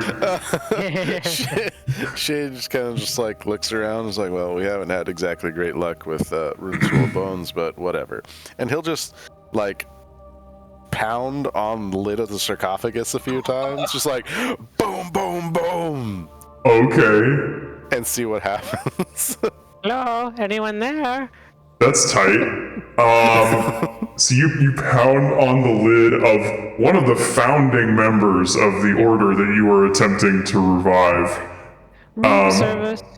And like an old refrigerator with an M80 in it, the door just like blows off.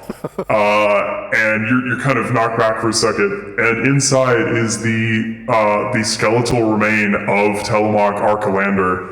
He is dressed in a breastplate with a shield and a longsword in his hand. And he says, "Pretender!" And he jumps out of the tomb, and he's gonna attack you. So let's roll initiative. Just knock on the door. I love it. Hold on, I'm gonna move you 1 second. Why not? You're right. And he's a white. Necromancy, so there's like, yeah. Yeah, I did. For some reason, I forgot to set the token image, but if you hover over it, you can see a white type image. Looks all like spooky. All right, everybody. Theo, we need Theo. Boom. Okay, he rolled bad. Falvin, wow. Falvin goes first? Okay. Shocker. Alright, Falvin, go ahead and go first. Yeah. For once. Falvin emerges. Falvin emerges what? From deep thought as he hears the word pretender. Okay. Ooh. And he grabs his rebound dagger. And let's see. He's gonna move out here. And he's gonna chuck it. Chuck it.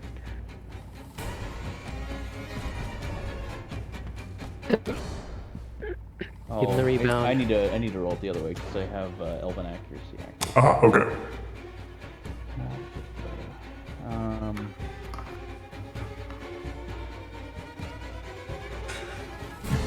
Damon starts eating popcorn. 26 to hit. 26 definitely hits. Damage. Okay. With sneak attack, yep. 14. 14, alright. Where's my little HP thingy? I should be able to hit their HP. I don't know where they went. Anyway, how many? Sorry? 14. 14, okay. Alright, he goes, And I'm just gonna throw the dagger at him once more. The rebound. 47 hits. Mm-hmm. 9 more. 9 more, okay. He goes, okay, anything else? That'll do it. Alright, Theo. I'm going to use my sharpshooter ability that does -5 on my attack. Yeah, to get an 10 extra 10. damage. Mm-hmm. I'm gonna re-roll that using luck. Luck, point. yeah. Aw. Oh! Started at the bottom, now we're here. That's a 1 to a 20. Okay. Well, Well, I'm gonna use a luck to re-roll the damage. fair. You should be rolling with All your crit luck. too, though. Are you kidding me? Okay, I have one more luck available, Okay. which I will now use. Roll it as crit damage. So you're gonna get 12 plus 11 plus 10. Yeah, so, Big 30, 34 big 34. Is that the most like single hit damage you've done? I think so. Okay, yeah. So you don't kill it, but tell me how you rock this guy's world for a second. I see this white, and he's going towards shade, and I've had a rough day. I've seen Falbin get teleported to God knows where was lightning there, and lightning's scary in nature. So I just want to defend my friend because interviewing people is a pain in the ass. So I'm gonna shoot this white straight in the old neck piece and try to sever its head off. Yeah, you nearly do so, and its head falls sideways and is now just cursing at you while basically upside down, barely hanging on by a tendon. And Rue's gonna come in and do a pinion storm and hopefully finish. Does hit. Or it's not enough, but Rue, it's now he has like porcupine spines sticking out of his upside down head. Magus, Magus. this form of Telemach Arcalander, he screams at all of you and just says, "You haven't the will nor the perseverance to conquer this world." What do you say? What do you do? I'm just going to cast Magic Missile. And I'm going to go ahead and upcast it at 2nd level. Because I don't want to get him to get any hits in this. So that'll be 4 darts. So I'm just going to roll it this way.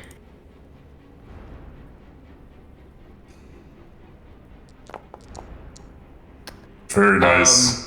Yeah, and I'm just going to tell him, yeah, but you don't have the head. And I'm going to fire all 4 darts repeatedly into his, like, lopsided head. Yeah, the first 2, like, breaks the remaining, like, rotted flesh linked to his body, and then the other 2 just, like, continually juggle it up into the air. The last one finally just, like, exploding it against the back wall of the tomb. And he goes, "Ah!" And the body just falls back into the sarcophagus. It never really fully got out of it. And you have just fully punked the undead form of Telemach Arcalander. You solved my dead cemetery owner puzzle. Congratulations. Shade, Now, why who's, can't they just, all be like that? Getting ready to attack is just kind of like, oh, it's over. Okay, well, go team, go. And proceeds to see what does Telemach Arcalander have in his sarcophagus. Yeah, sorry, I let my cat out. Okay. Yeah, it's a little, he's kind of a little bitch. Alright, so, inside, well, there's his body, and what he's wearing are a mithril breastplate that is, very ornately designed, and a shield. And they're all engraved with elaborate dragon motifs, and they're worth about 500 gold each. The mithril breastplate and the... Yep, and the shield. Mithril shield. Okay. They're both made of mithril. Oh, okay, cool. Alright. Shade would pull those out. Was his longsword anything worthwhile? It has done so much chopping over the ages, that it is basically garbage now. Cool.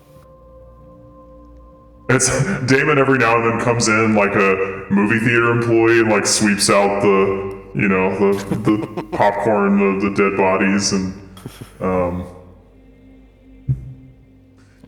but yeah. So Jade would bring those 2 things out. And Theo, you got that bag of holding?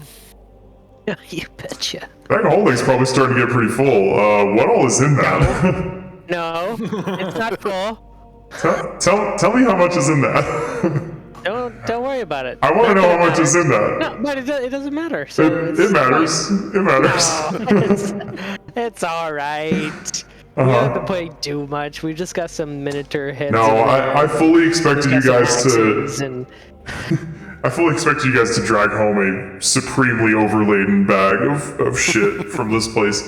I mean, the main thing. I've got a 100-pound axe.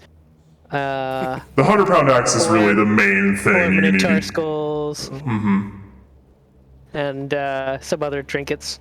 But Love that axe is the thing that Shade just had to have. It's a cool axe. It's a very cool guys. axe. What are you gonna do? Bench it? I mean, maybe. If you hang like iron dust off the sides in bags, just like. Okay, so Kyra says, "Well, I feel a little weird destroying the man whose namesake this place is, but from what I've seen, it's probably for the best. Quick question. Yeah. How are these tombs labeled? They have, marble plaques above the doors with inscriptions in them. Okay. How solid are these plaques, and how well affixed? They are carved into the stone. Carved into the stone. Okay. Yeah. All right. Carry on. Alright. Did you wanna mess it up? I don't know if I have at my disposal currently what it would take to thoroughly mess something like this up. So Oh, Yeah. I've got some tools. Yeah? What do you need? Theo's got What tools. are we looking at messing up? My Graffiti. connection dropped We're gonna for a second. graffiti his plaque. not this guy's. I want Telemarks? Estor's name removed. Ooh, that's good. Actually, it makes more sense because he's not there. Although, for Telemox, you could mark out some of the letters and it'd just say Lamo. I like. We'll say, This isn't going that far. Kyra suggests that. Kyra gets up there and she's like smearing dirt on the other letters. Like, look, it says Lamo. Is this bad? Should I be doing this? really passed quickly, didn't it? It sure did, yes. I'm totally good with it now. But yeah, like I want to commission Theo to remove Estor's name from above his tomb. What kind Love of gold are you that. talking about? Are you asking for payment? He said commission like I'm some sort of art student. I'm going to ask him. There. Okay. So what? These? Where is the name? Is Just it right above the door. Like where it would say men's room or whatever. It says And it Estor. says Esther's room. Yeah. It's like, well, To I've which got I will big hammer scratch it out. I'll scratch it and a out. pick.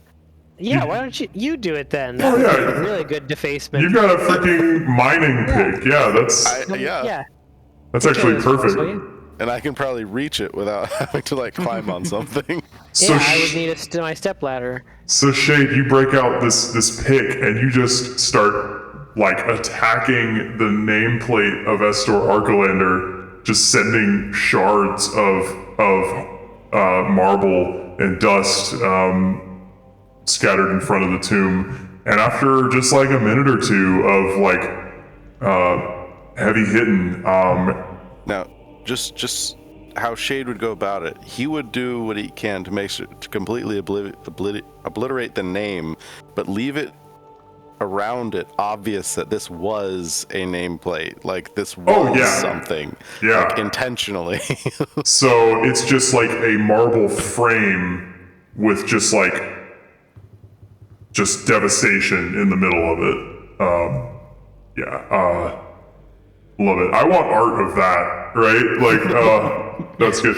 Do you leave the Oathsworn of Arcarania part, or do you just do the name, or do you do just the name or the dragon name? Okay. I would just only do want Estor. Estor's erased. Okay. Yeah, Estor Arcolander. All right. Cool. Kyra looks visibly pleased. She says, I don't know why. Something in me just feels like, I mean, I'm happy we're doing this, but I hope it doesn't come back to bite us somehow. I don't see how it could. Shade would say, considering we're intending to fight and hopefully defeat the Titans, I don't think we're really too worried about repercussions at this point. You are a bold bunch, I will give you that. I'm very happy to be part of your company. Well, the last thing is the tomb of Balmitria herself. Yes, I would like to investigate that before we leave. So it's all the way across the necropolis. It's a bit of a walk. So you guys have a few minutes to chat as you move over. What's the command to be able to select multiple tokens? I should be able to just click and drag a box around them. Or shift, I think. Shift. Hold- Shift. Yeah. Hit shift as you click.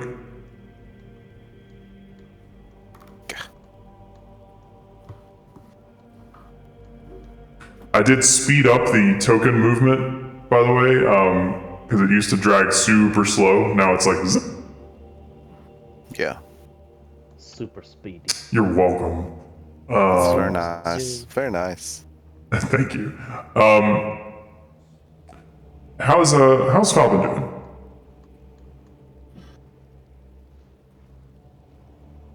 Good?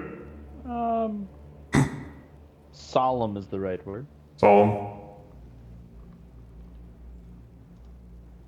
Kyra kind of walks beside you as you go over. Says, Falvin, you have the demeanor of somebody who you could see being in a place like this, just like as a visitor, like you look solemn, is what I'm saying. But I worry about the cause of your solemnity. I'm sure it's not out of reverence for the dead. I've seen you rush headlong into these tombs. Are you sure you're alright?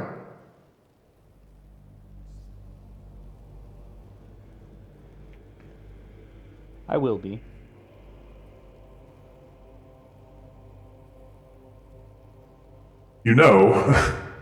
You're probably one of the very few people in the last several centuries who can say that they stood face to face with Sidon himself and lived.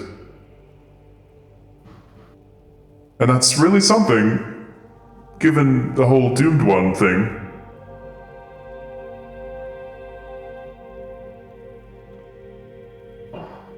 Knowing what we face, what we must overcome.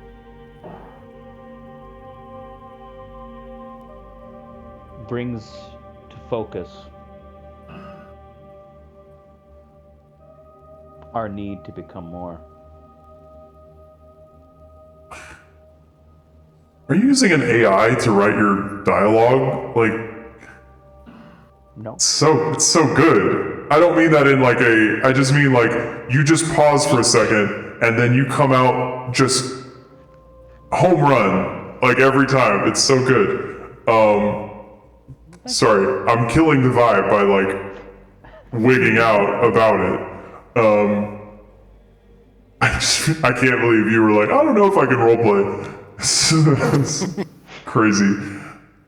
She smiles and elbows you with a friendly elbow. And as you approach the white marble mausoleum, this tomb that dwarfs all the others in the necropolis, supported by immense serpentine pillars carved in the shapes of dragons, you have reached the Tomb of Balmitria.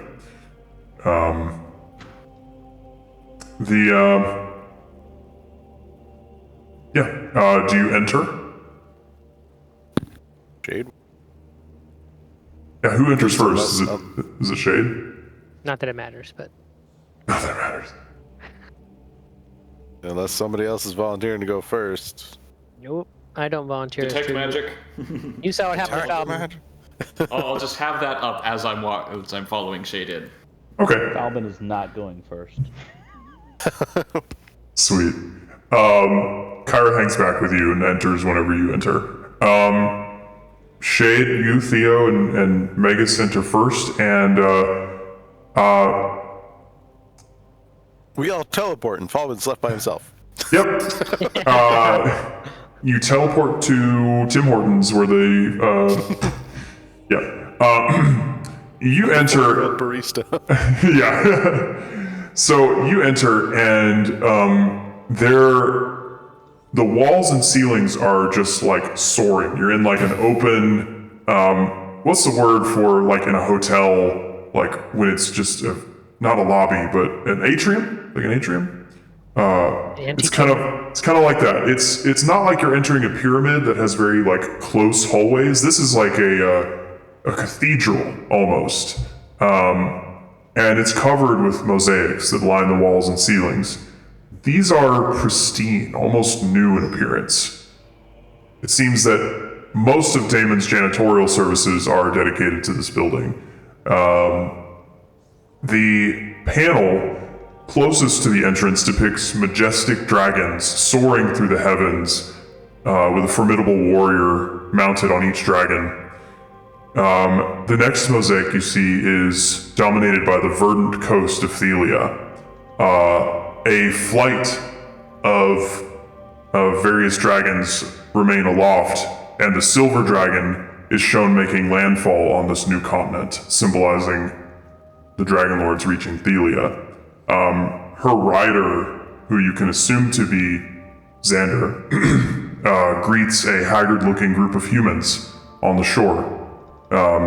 You guys know from the stories that there were mortals in Thelia before the Dragonlords came here. They were just on the back foot, if, that's probably the best way to put it.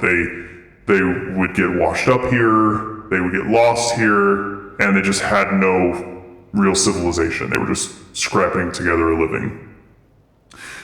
Subsequent mosaics show human civilization on the continent blossoming, from tiny towns to great walled cities under the leadership of the Dragonlords. And at the center of this mausoleum, this atrium, there is a huge marble block. This block is about 15 feet across and 5 feet high.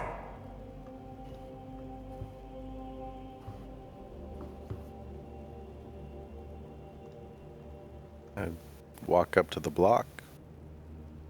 Does it have anything written on it or any markings or anything?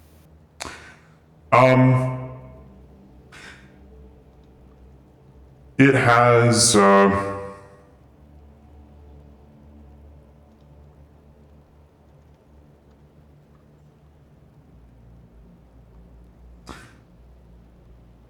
it says the Tomb of Balmitria, oath sworn of Xander Horath.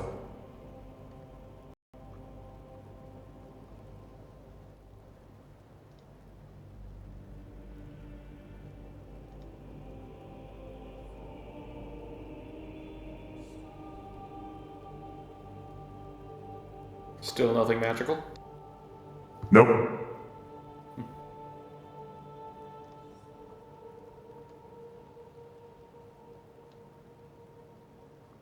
Shade would just kind of stand there for a moment, just kind of taking it all in.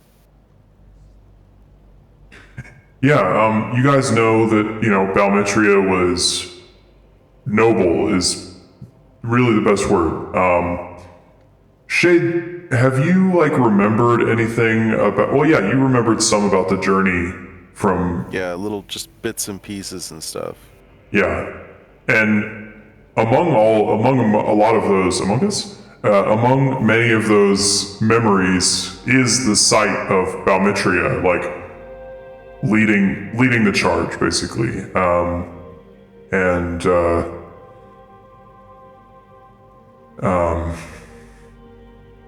Stalwart, a leader, not a conqueror, but a shining beacon to follow.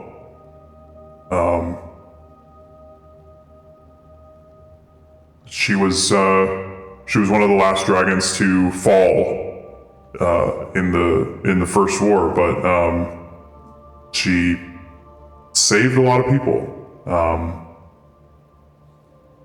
Yeah. It's unlikely that the Dragonlords would have ever made it here without her.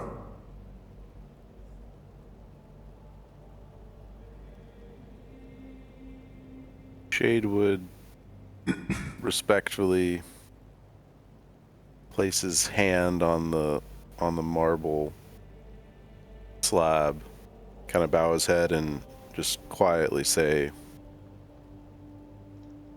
"Noble Balmitria, with your blessing, we hope to re-found the Dragonlord orders. And if possible, bring peace to this land. Rest, noble Balmitria. We will carry your mantle for now." And kind of drop his hand, do a formal bow, and turn around and head out. What is Shade's vision for the future of Thelia, at like a future where your efforts have formed a new order of Dragonlords? Like, what does that manifest in? Basically, that we would be the peacekeepers, help resolve conflicts and enforce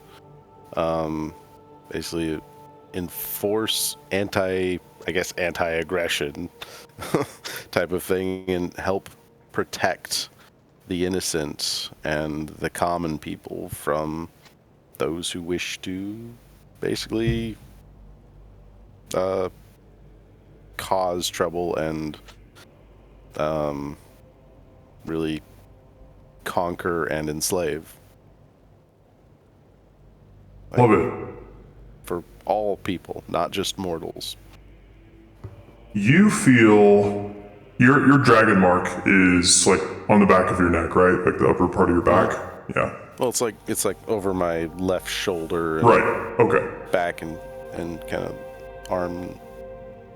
When you're not ignoring your dragon mark as far as its physical sensation, it hurts. Like it hurts a little bit. Like it's Right.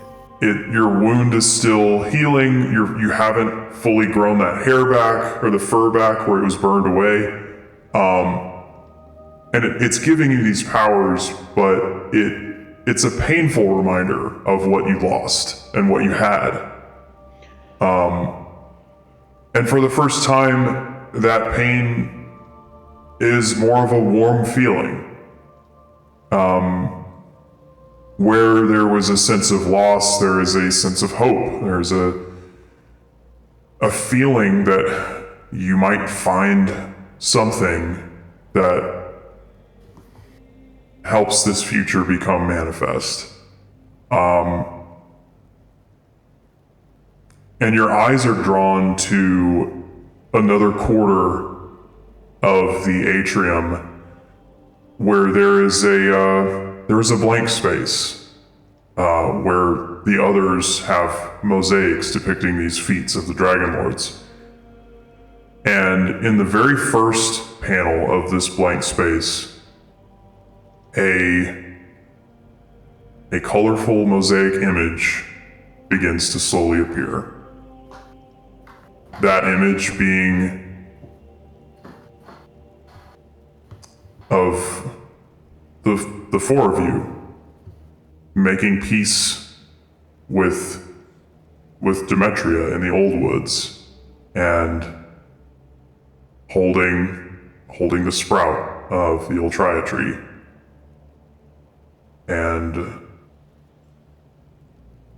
that part of your legend will now be part of this temple forever. Jade would kind of like stop and just kind of stare at it. Like, Magus, you detect a little magic where the mosaic thing is happening. Yeah, I assume so. Yeah. everyone else seeing this? It's etch-a-sketch magic. We're doing it right.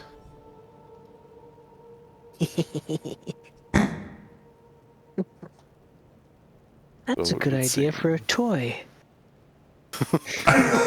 Theo's just gonna invent the Etch-a-Sketch. That's the takeaway. Yeah. Kyra says, "You are doing it right."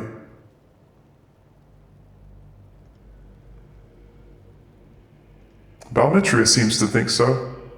Or whatever of her is interred here.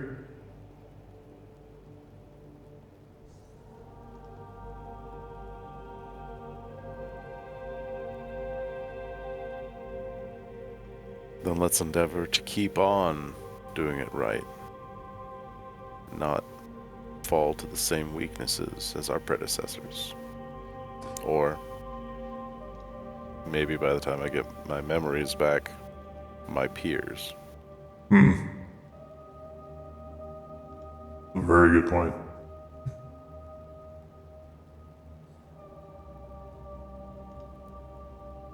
Well, I believe we're done here.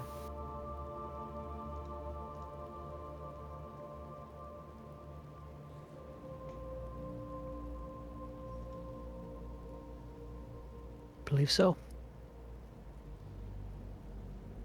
I guess we start getting ready to head out. We probably want to go collect Graxus. All right, yeah. Oh yeah. He meets you out by the steps. Says,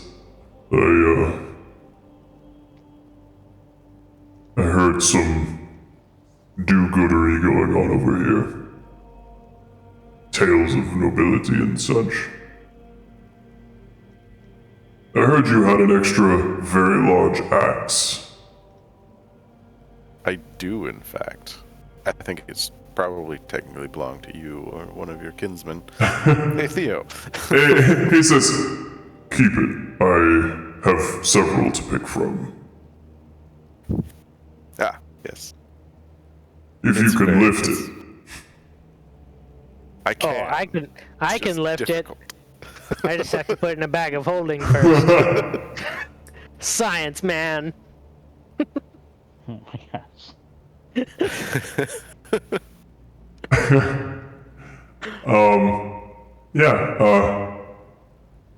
He says something like, I don't know what he says. Something snarky. Don't hurt yourself. Well, you've gathered your party. Are you prepared to head forth? I believe so. As we are leaving, I would like to ask Damon. How long are you to stay in guard over this place? Oh, I had something written for that. He says, oh shit, I did have something written for that. Hold on, give me 1 second and see if I can find it. Because I was like, what if Magus asks how long Damon is going to stay here? I should write something for that. And then you didn't ask. 1 second.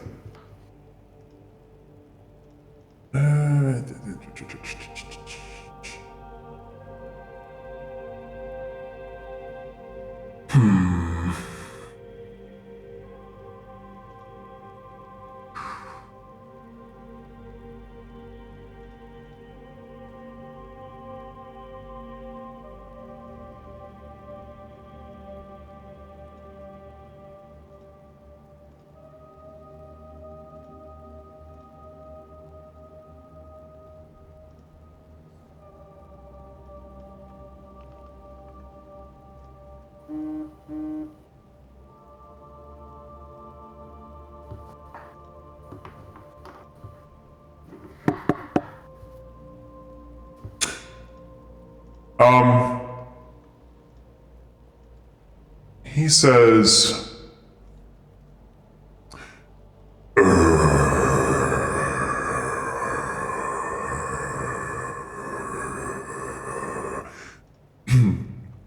which you know to mean,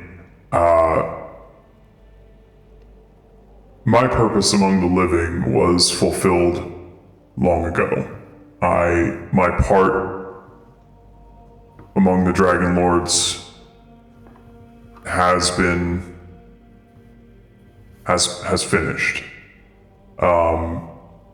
My role, my duty, is among the dead, and with my granddaughter, and here I will remain. Will you not rest? He says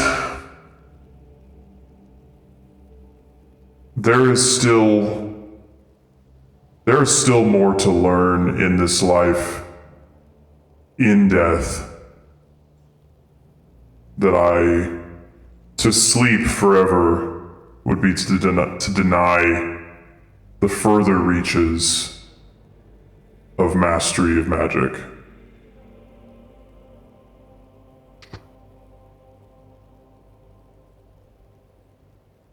Well, one day I want to see the showdown between you and Lutheria, and I'll just grin. He says that showdown is for you.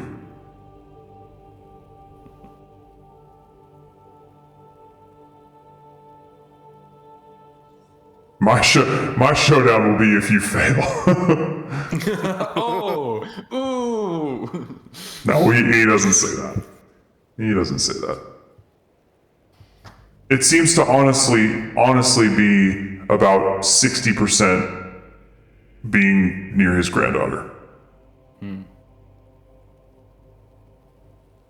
Because this place will always be, a target for looters, especially with Graxus gone.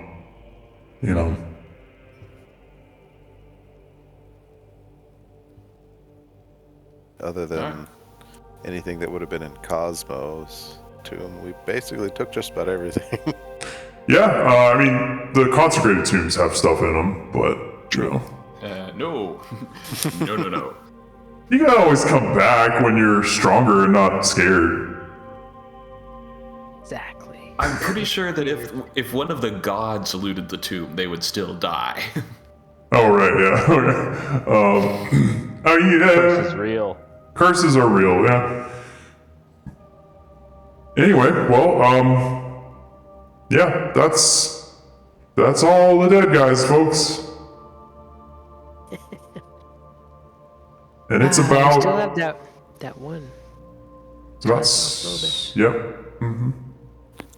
And we never looked to see what was in the tomb of Nope. Nicholas Phobos. Nope. No, we didn't. Nope.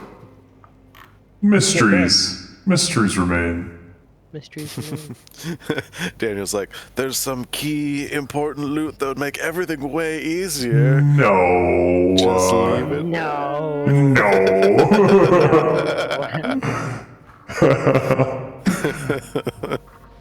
Oh, no. Right. Yeah. I'm And I good to guess head we back. Yep. start heading down the mountain. Okay, you head across the one lonely bridge, and kind of like in the last Indiana Jones movie, the really last Indiana Jones movie, the third one, when the one knight just kind of like holds a hand up as you leave. That's kind of what Damon does as you venture across the bridge. Eventually, his skeletal form kind of disappearing in the fog and the cold. There's a little bit of sun peeking through the clouds as you head in the direction of Mitros. We're not done. We don't have that much left, but we're not done yet. So the hike down is easier than the hike up. You're going downhill for the most part. That really tough rope climb was, much harder going up. This time you can just set a rope, go back down, so I'm not going to make you roll for anything. The cliff ledge where you passed the harpy's nest and found the frame of the Maltese goblin. the Maltese goblin. Maltese goblin. Yep. Yep. Right there, praised. Yeah. the nest is empty, at least for now. And with Graxus in tow, you guys head down the mountain. Takes a couple hours, but eventually you're still up in the mountains, but you've come down below the cloud level, and it's about, like 10 in the morning now, and it's a clear, sunny day, the 26th of Sidios in the summer, and you're starting to feel warmth in your skin. And I'm gonna put back on our regularly scheduled playlist of music. Like we've had kind of dramatic music for a long time.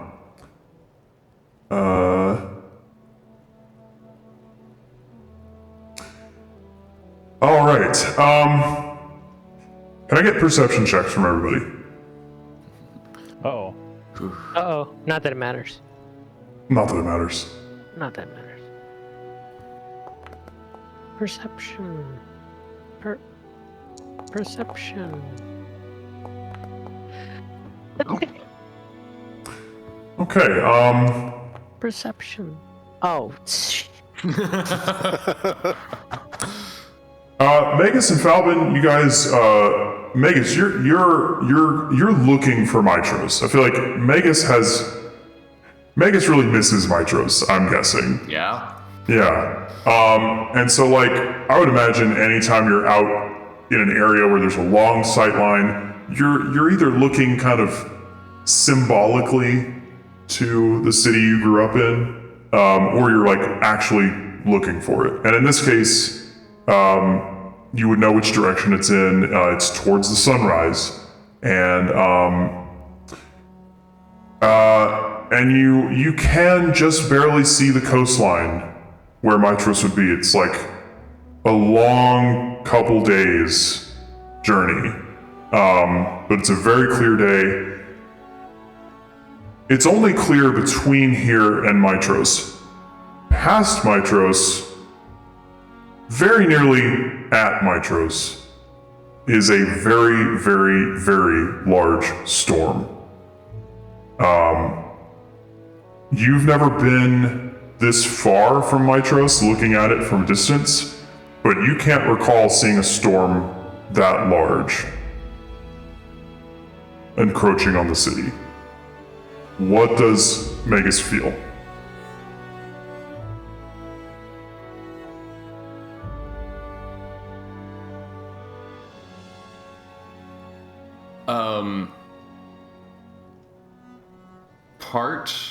He doesn't know for sure what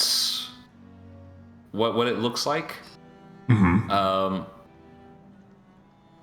And it's not on Mitros.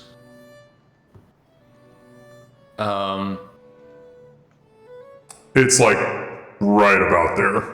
Yeah. He does feel some nerves. Okay. And also a bit of fuck you, Sidon. Sort of thing. Yeah. Love it. And I'll turn to Kyra and say, Kyra?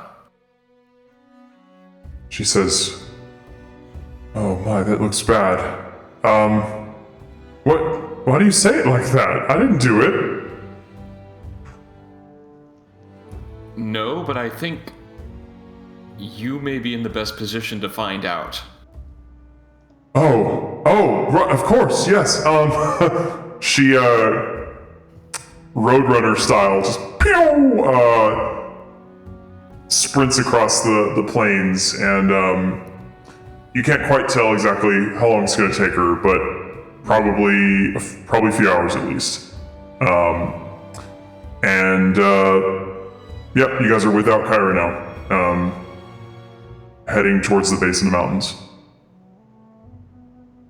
And is there a road direct, or at least some kind of path directly from here to Mitros, or would we have to stop by Astoria? There is a path, yeah. It's pretty basic here, but there is a path, yeah.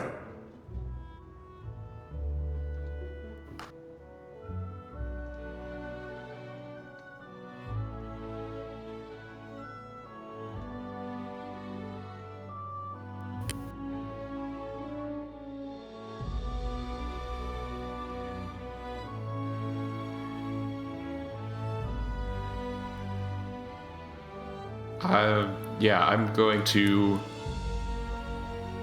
I'm basically going to be racking my brain, considering, like, all right, Sidon couldn't directly attack Astoria. What's going on with Mitros?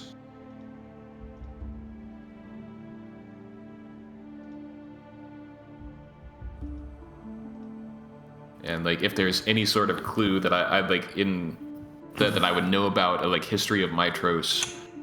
As roll like yeah. Roll either history or religion. We'll do another religion. Okay. Yeah. 27. Your main guess is that Astoria is very far inland, and really the only way that Sidon can attack or like punish a city that far inland is through, simple things like drought, taking away of resources, not directly harmful, but he also doesn't have much in the way of like his natural power. He can't send his forces, he can't order them to attack, but he clearly set up a situation in which forces loyal to him were on the verge of attacking the city without breaking the oath. With Mitros being a coastal city, you can guess that Sidon has the benefit of a potential loophole in the rules where the forces of nature are, not direct action because they are part of the world. Even though he, has influence in the storm and the waters. So it doesn't seem fair, because it really does seem like this could be a direct infringement of the Oath of Peace, but it seems like this might be a gray area.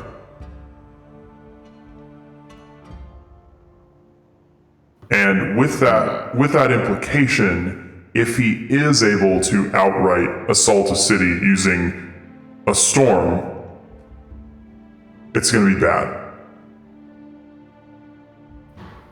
Right. The storms, even without a Titan involved, kill lots of people.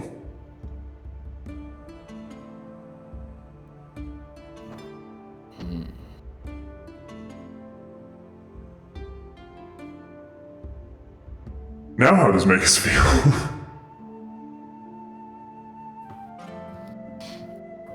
Like,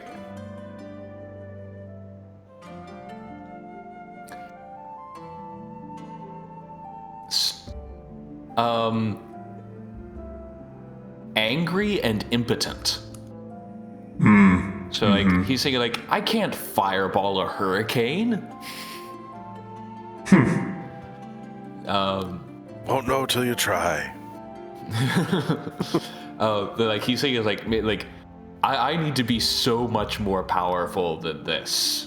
It's like, if only I was like this much stronger, then like maybe I could like raise up bulwarks of stone out of the sea, or like, turn the waters back on themselves or something. That's cool. I like where that goes.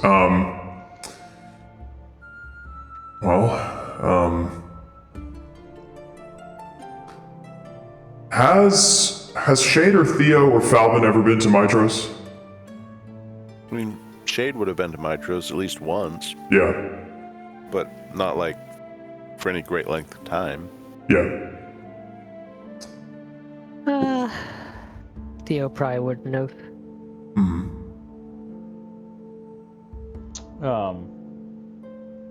It's not a place that Falvin would have spent much time.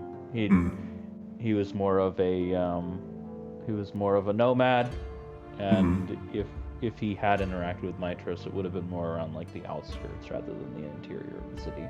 Gotcha.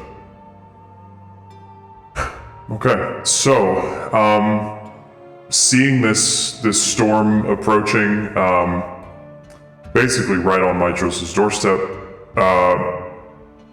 what is the next move?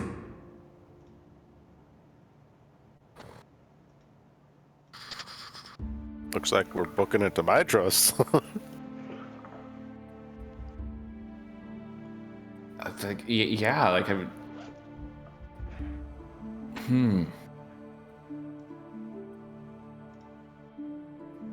Again, like Magus is feeling like I need more power. Yeah, sure. I need bigger bombs. I need larger transformers. I need big booms. Big booms. Yep. Big booms. Yep. So I think we need to go to our secret lair and do some montages of us working out, building up some muscle, working the gray cells, making some weapons. I also got to get that waterfall figured out. I got to be able to have Rue go in and open the door. How am I going to do that? So go back to the Mithril Mines? And that's our base. Unless we want to start another one. We are kind of far.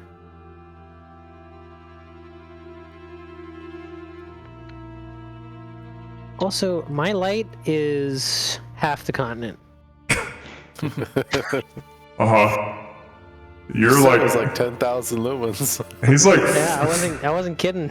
he's Fire Lord Ozai on like the day of the comet, you know, just like blasting the Earth Nation. I am now providing sunlight to the greater steppes of our lands. Oh, I love it. Yeah, like most of what like Magus would think to do requires leveling up. So, training montage. I mean, and like he's just waiting for Kyra to come back and tell him what's going on. Okay, yeah, do you guys want to wait for Kyra or start making your way to the Mithril Mines?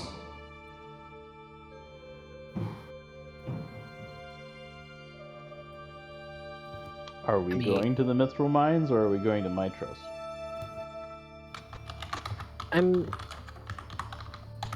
I'm fine with whatever.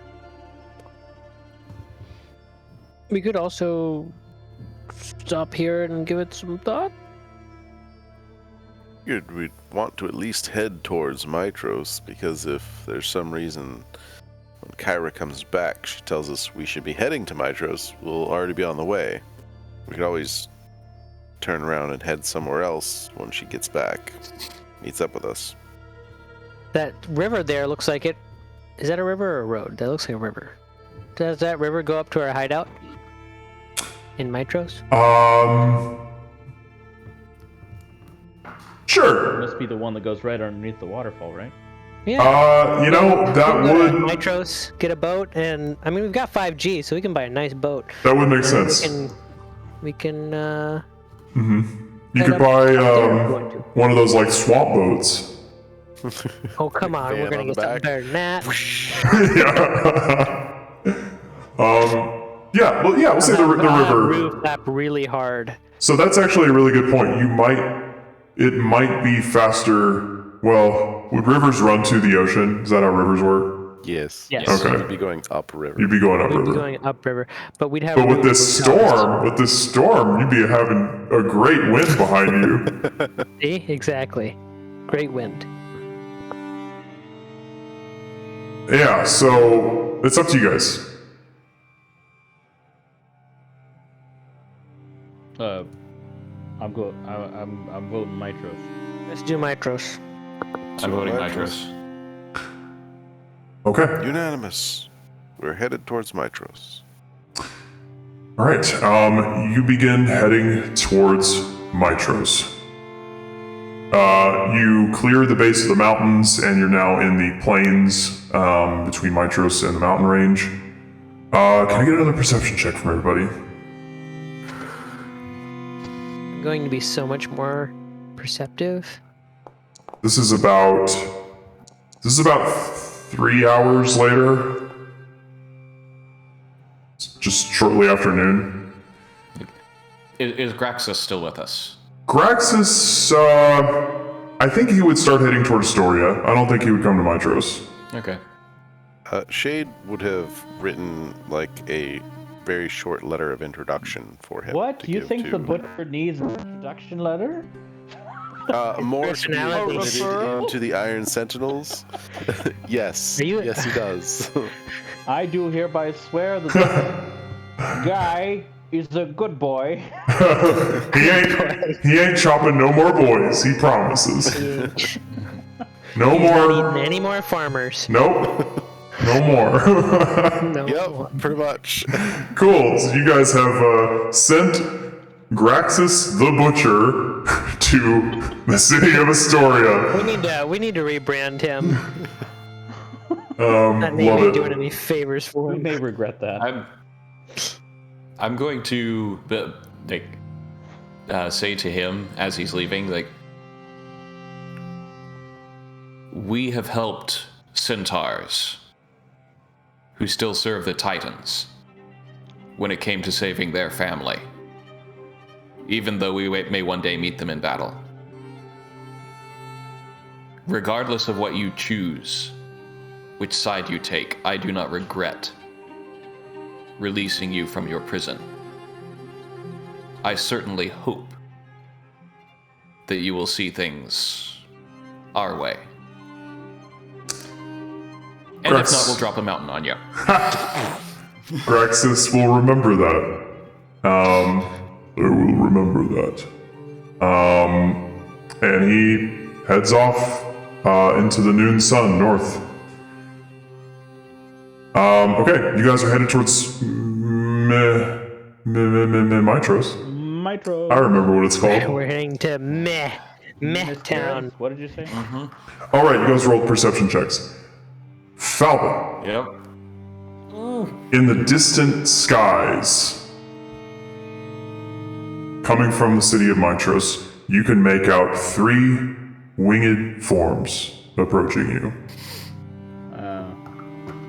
The sun shimmers off of their scales, and you realize they're bronze dragons.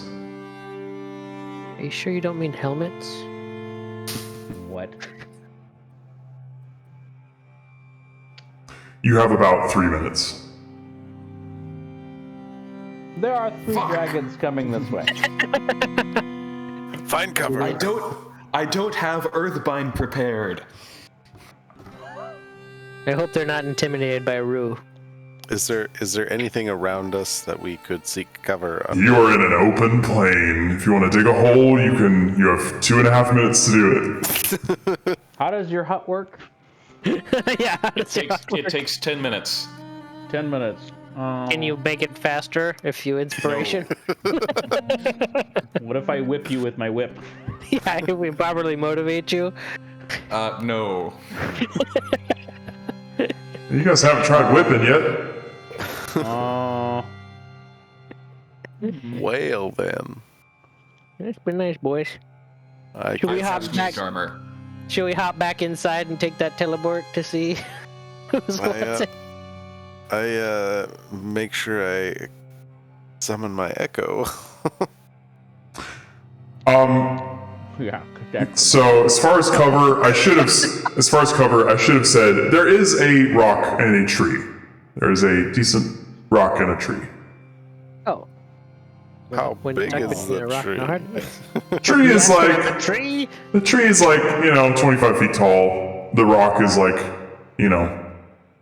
it's a pretty big rock. It's like a 20-foot rock.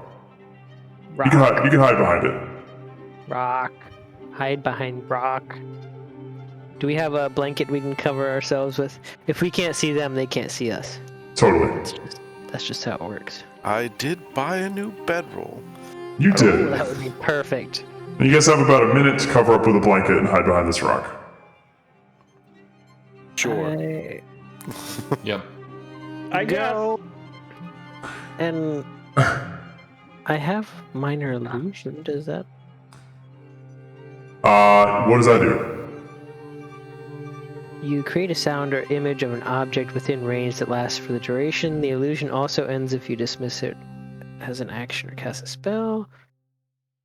If you create an image of an object such as a chair, muddy footprints, or a small chest, it must be no larger than 5 cubic feet. Well, you guys are out of luck. Could you create A thing that looks like a rock? Well, it says 5 cube. Does it say can fit inside a 5-foot cube, or does it say 5 cubic feet?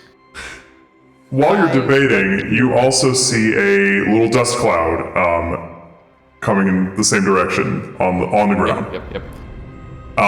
And with about 30 seconds before the dragons reach you, Kyra slides in, takes a few deep breaths, and just like points. Dragons! Thank you. And the dragons descend and touch down several dozen yards away, and I'm going to bring you to a map. Well, it's been nice. They are ridden by red-cloaked knights. Oh. High-ranking centurions from the city of Mitros. You recognize, Magus, you recognize their garb specifically. Okay. I had double songs going. And they touch down, and the dragons go into a seated position. They are young dragons. Kyra, I don't think she saw like who was on the dragons, and she looks at you and then she looks at them, and then there's like a moment, like a eureka moment in her mind, and she's like, I don't believe it. He's done it.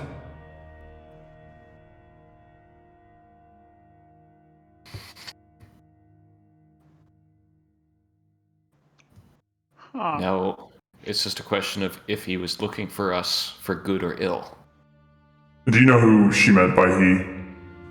Yes, the king of Mitros, who promised to bring back the Dragon Riders, and then a messenger of whom we found before the Mithril mines, with the orders to find us. Yeah. What you said. Yeah, Kyra says, Acastus, he's done it. He's reclaimed his birthright as an Archelander. She pauses and kind of frowns and shakes her head. Says, this is pure vanity. Acastus has not the passion nor the nobility, only the entitlement. And she finishes speaking, and the 3 knights with shields and swords dismount and begin to approach you. The determined look in their eyes suggests... Forward to Okay. be like, stand to basically, I don't know about confront, but be there to see them and have them see him. Yeah, you make your presence known. They dismount and approach you. They're clearly here on a mission, but they don't seem to mean you harm. The leader steps forward and introduces himself. I am Tarkon. We have come on behalf of King Acastus to escort you to his palace. Sidon has waylaid the city with a devastating hurricane. The king has heard of your great labors and requested your counsel in dealing with the great storm. Jade would look to the rest of the party. Sounds reasonable to me. We were going there anyways. Then I say there's no time to waste. As you agree to this, between you and the dragons, Megas, you notice a pinprick of distorted air suddenly appear, and then quickly expand into a rift roughly 7 feet high. Whoa. A very handsome young tiefling with deep blue skin and raven black hair steps through.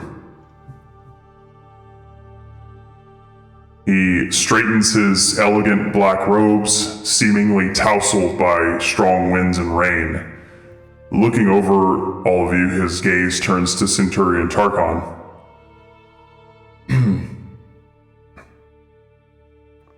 My good captain, your gleaming procession is very impressive, but surely King Acastus would prefer these honored guests arrive as soon as possible, considering the severity of the storm in hand. Bowing gracefully, he introduces himself. My name is Condrus, Arcane Master and Emissary for the Lady of Dreams.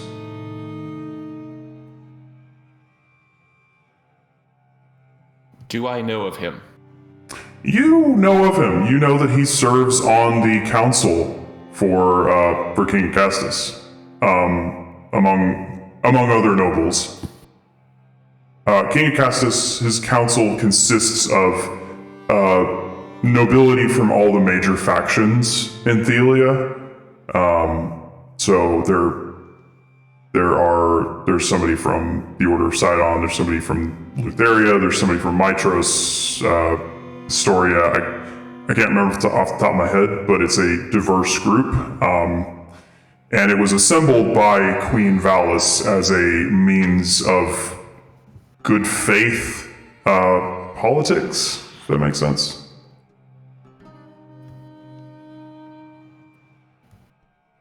You know that he's very, very talented in the arcane arts. Mm-hmm. He says, you may of course travel as the passengers of these, I'm sure, extremely qualified dragon riders.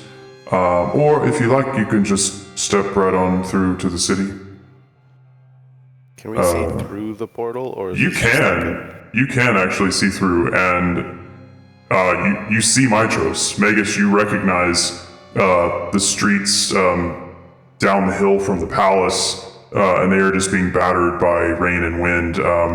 Where there would be people out and about, traveling and selling, everyone is inside. The windows are boarded up. There is just trash littering the streets. You see lightning strikes. It looks really rough.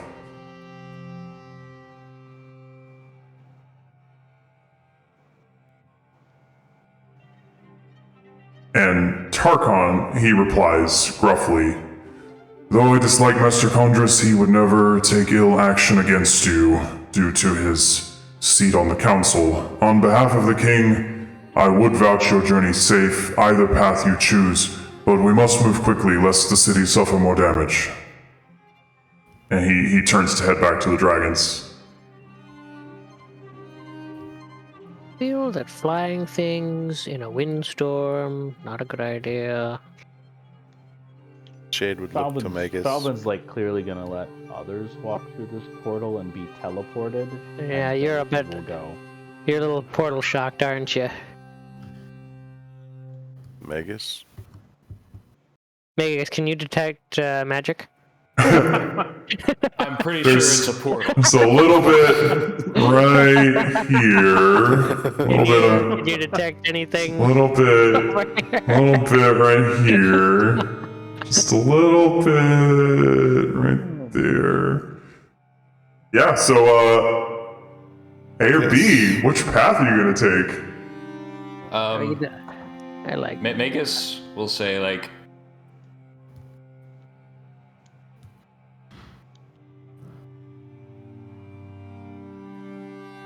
if my people are under the Titan's wrath, then I will experience it with them, rather than take the shortcuts of the lady. And I will head toward the dragons. You will experience the wrath with them by not being with them. No, is Condra saying that, or? No, I'm saying that, because it's gonna take longer. Tarkon will tell you it'll be about a full day to get to Mitros by dragon. Oh, that's a day right there. You're gonna be saddle sore too. Scales are a pain in the butt.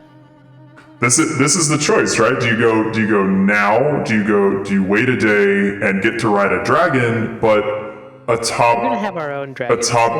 Right, There's pros and cons either way. Pros and contras.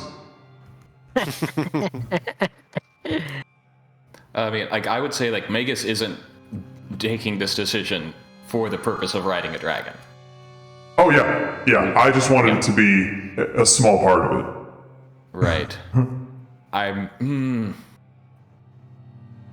Shade would look to Magus and be, it's your city. Do we take the fast? Or the quote-unquote sure? Is it sure though? I mean, we're flying in a windstorm. Yeah, Who has animal handling? Shade does. Shay does? Yeah. Do an animal handling. Because you're looking at these dragons. And so these are the first dragons, besides Riserand, that y'all have ever seen. So, like, however y'all are reacting to seeing dragons in the flesh for the first time, Meh. okay. They seem a little restless, but that's all you can get. You don't know how dragons are supposed to act. Yeah. Well, no, you do. You do. You're the only one that does. There's no wrong answer here. This is just a fun little which one are they gonna pick thing. Shade. It's Mitros. Hey, to save a day, Magus will sacrifice his pride and go with Condrus. Okay. Magus is going through the portal.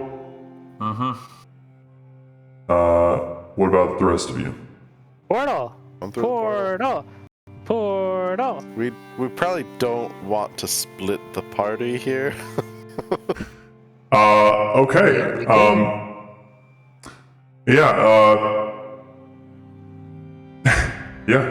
Tarkon, yes. Very, very quickly. Do I see anyone? Do I see any people on the other side of the portal? Now I mentioned before the streets are empty and the windows are boarded up.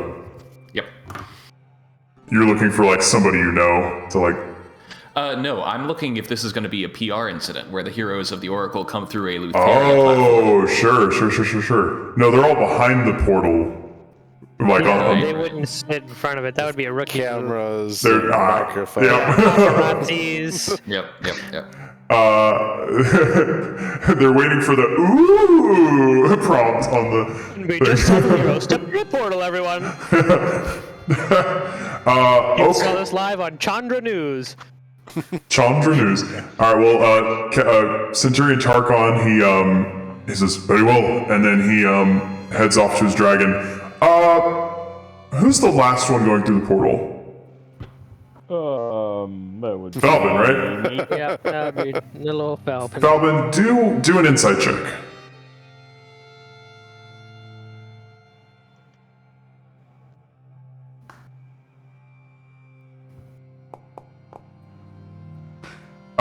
Yeah, you get the sensation that these Centurions are, like, not really used to this yet, and that there is not a clear, like, rider-dragon bond thing going on here. They are just, like, trained riders who haven't had a lot of time to train. That's the vibe you're getting. Rookies. And as you all step into the... them coyly as I step into the portal. Yeah, you look at them coyly. Magus, Condrus looks at you and he gives a little smile and he says, magic's cool, right? Not the time.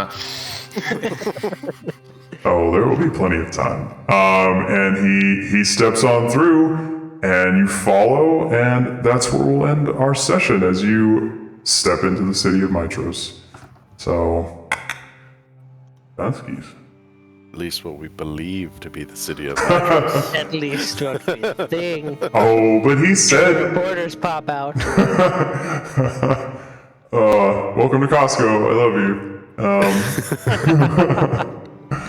All right, yeah. Well, next time, shit, I have a lot of prep to do because new city. New city, who this? But yeah, I already kind of talked to Gray about, you know what, this is all for after the video time. Thank you for joining us. I'm sorry for insulting you at the beginning of the video. Probably do it again next time, we'll see. But y'all have a good one.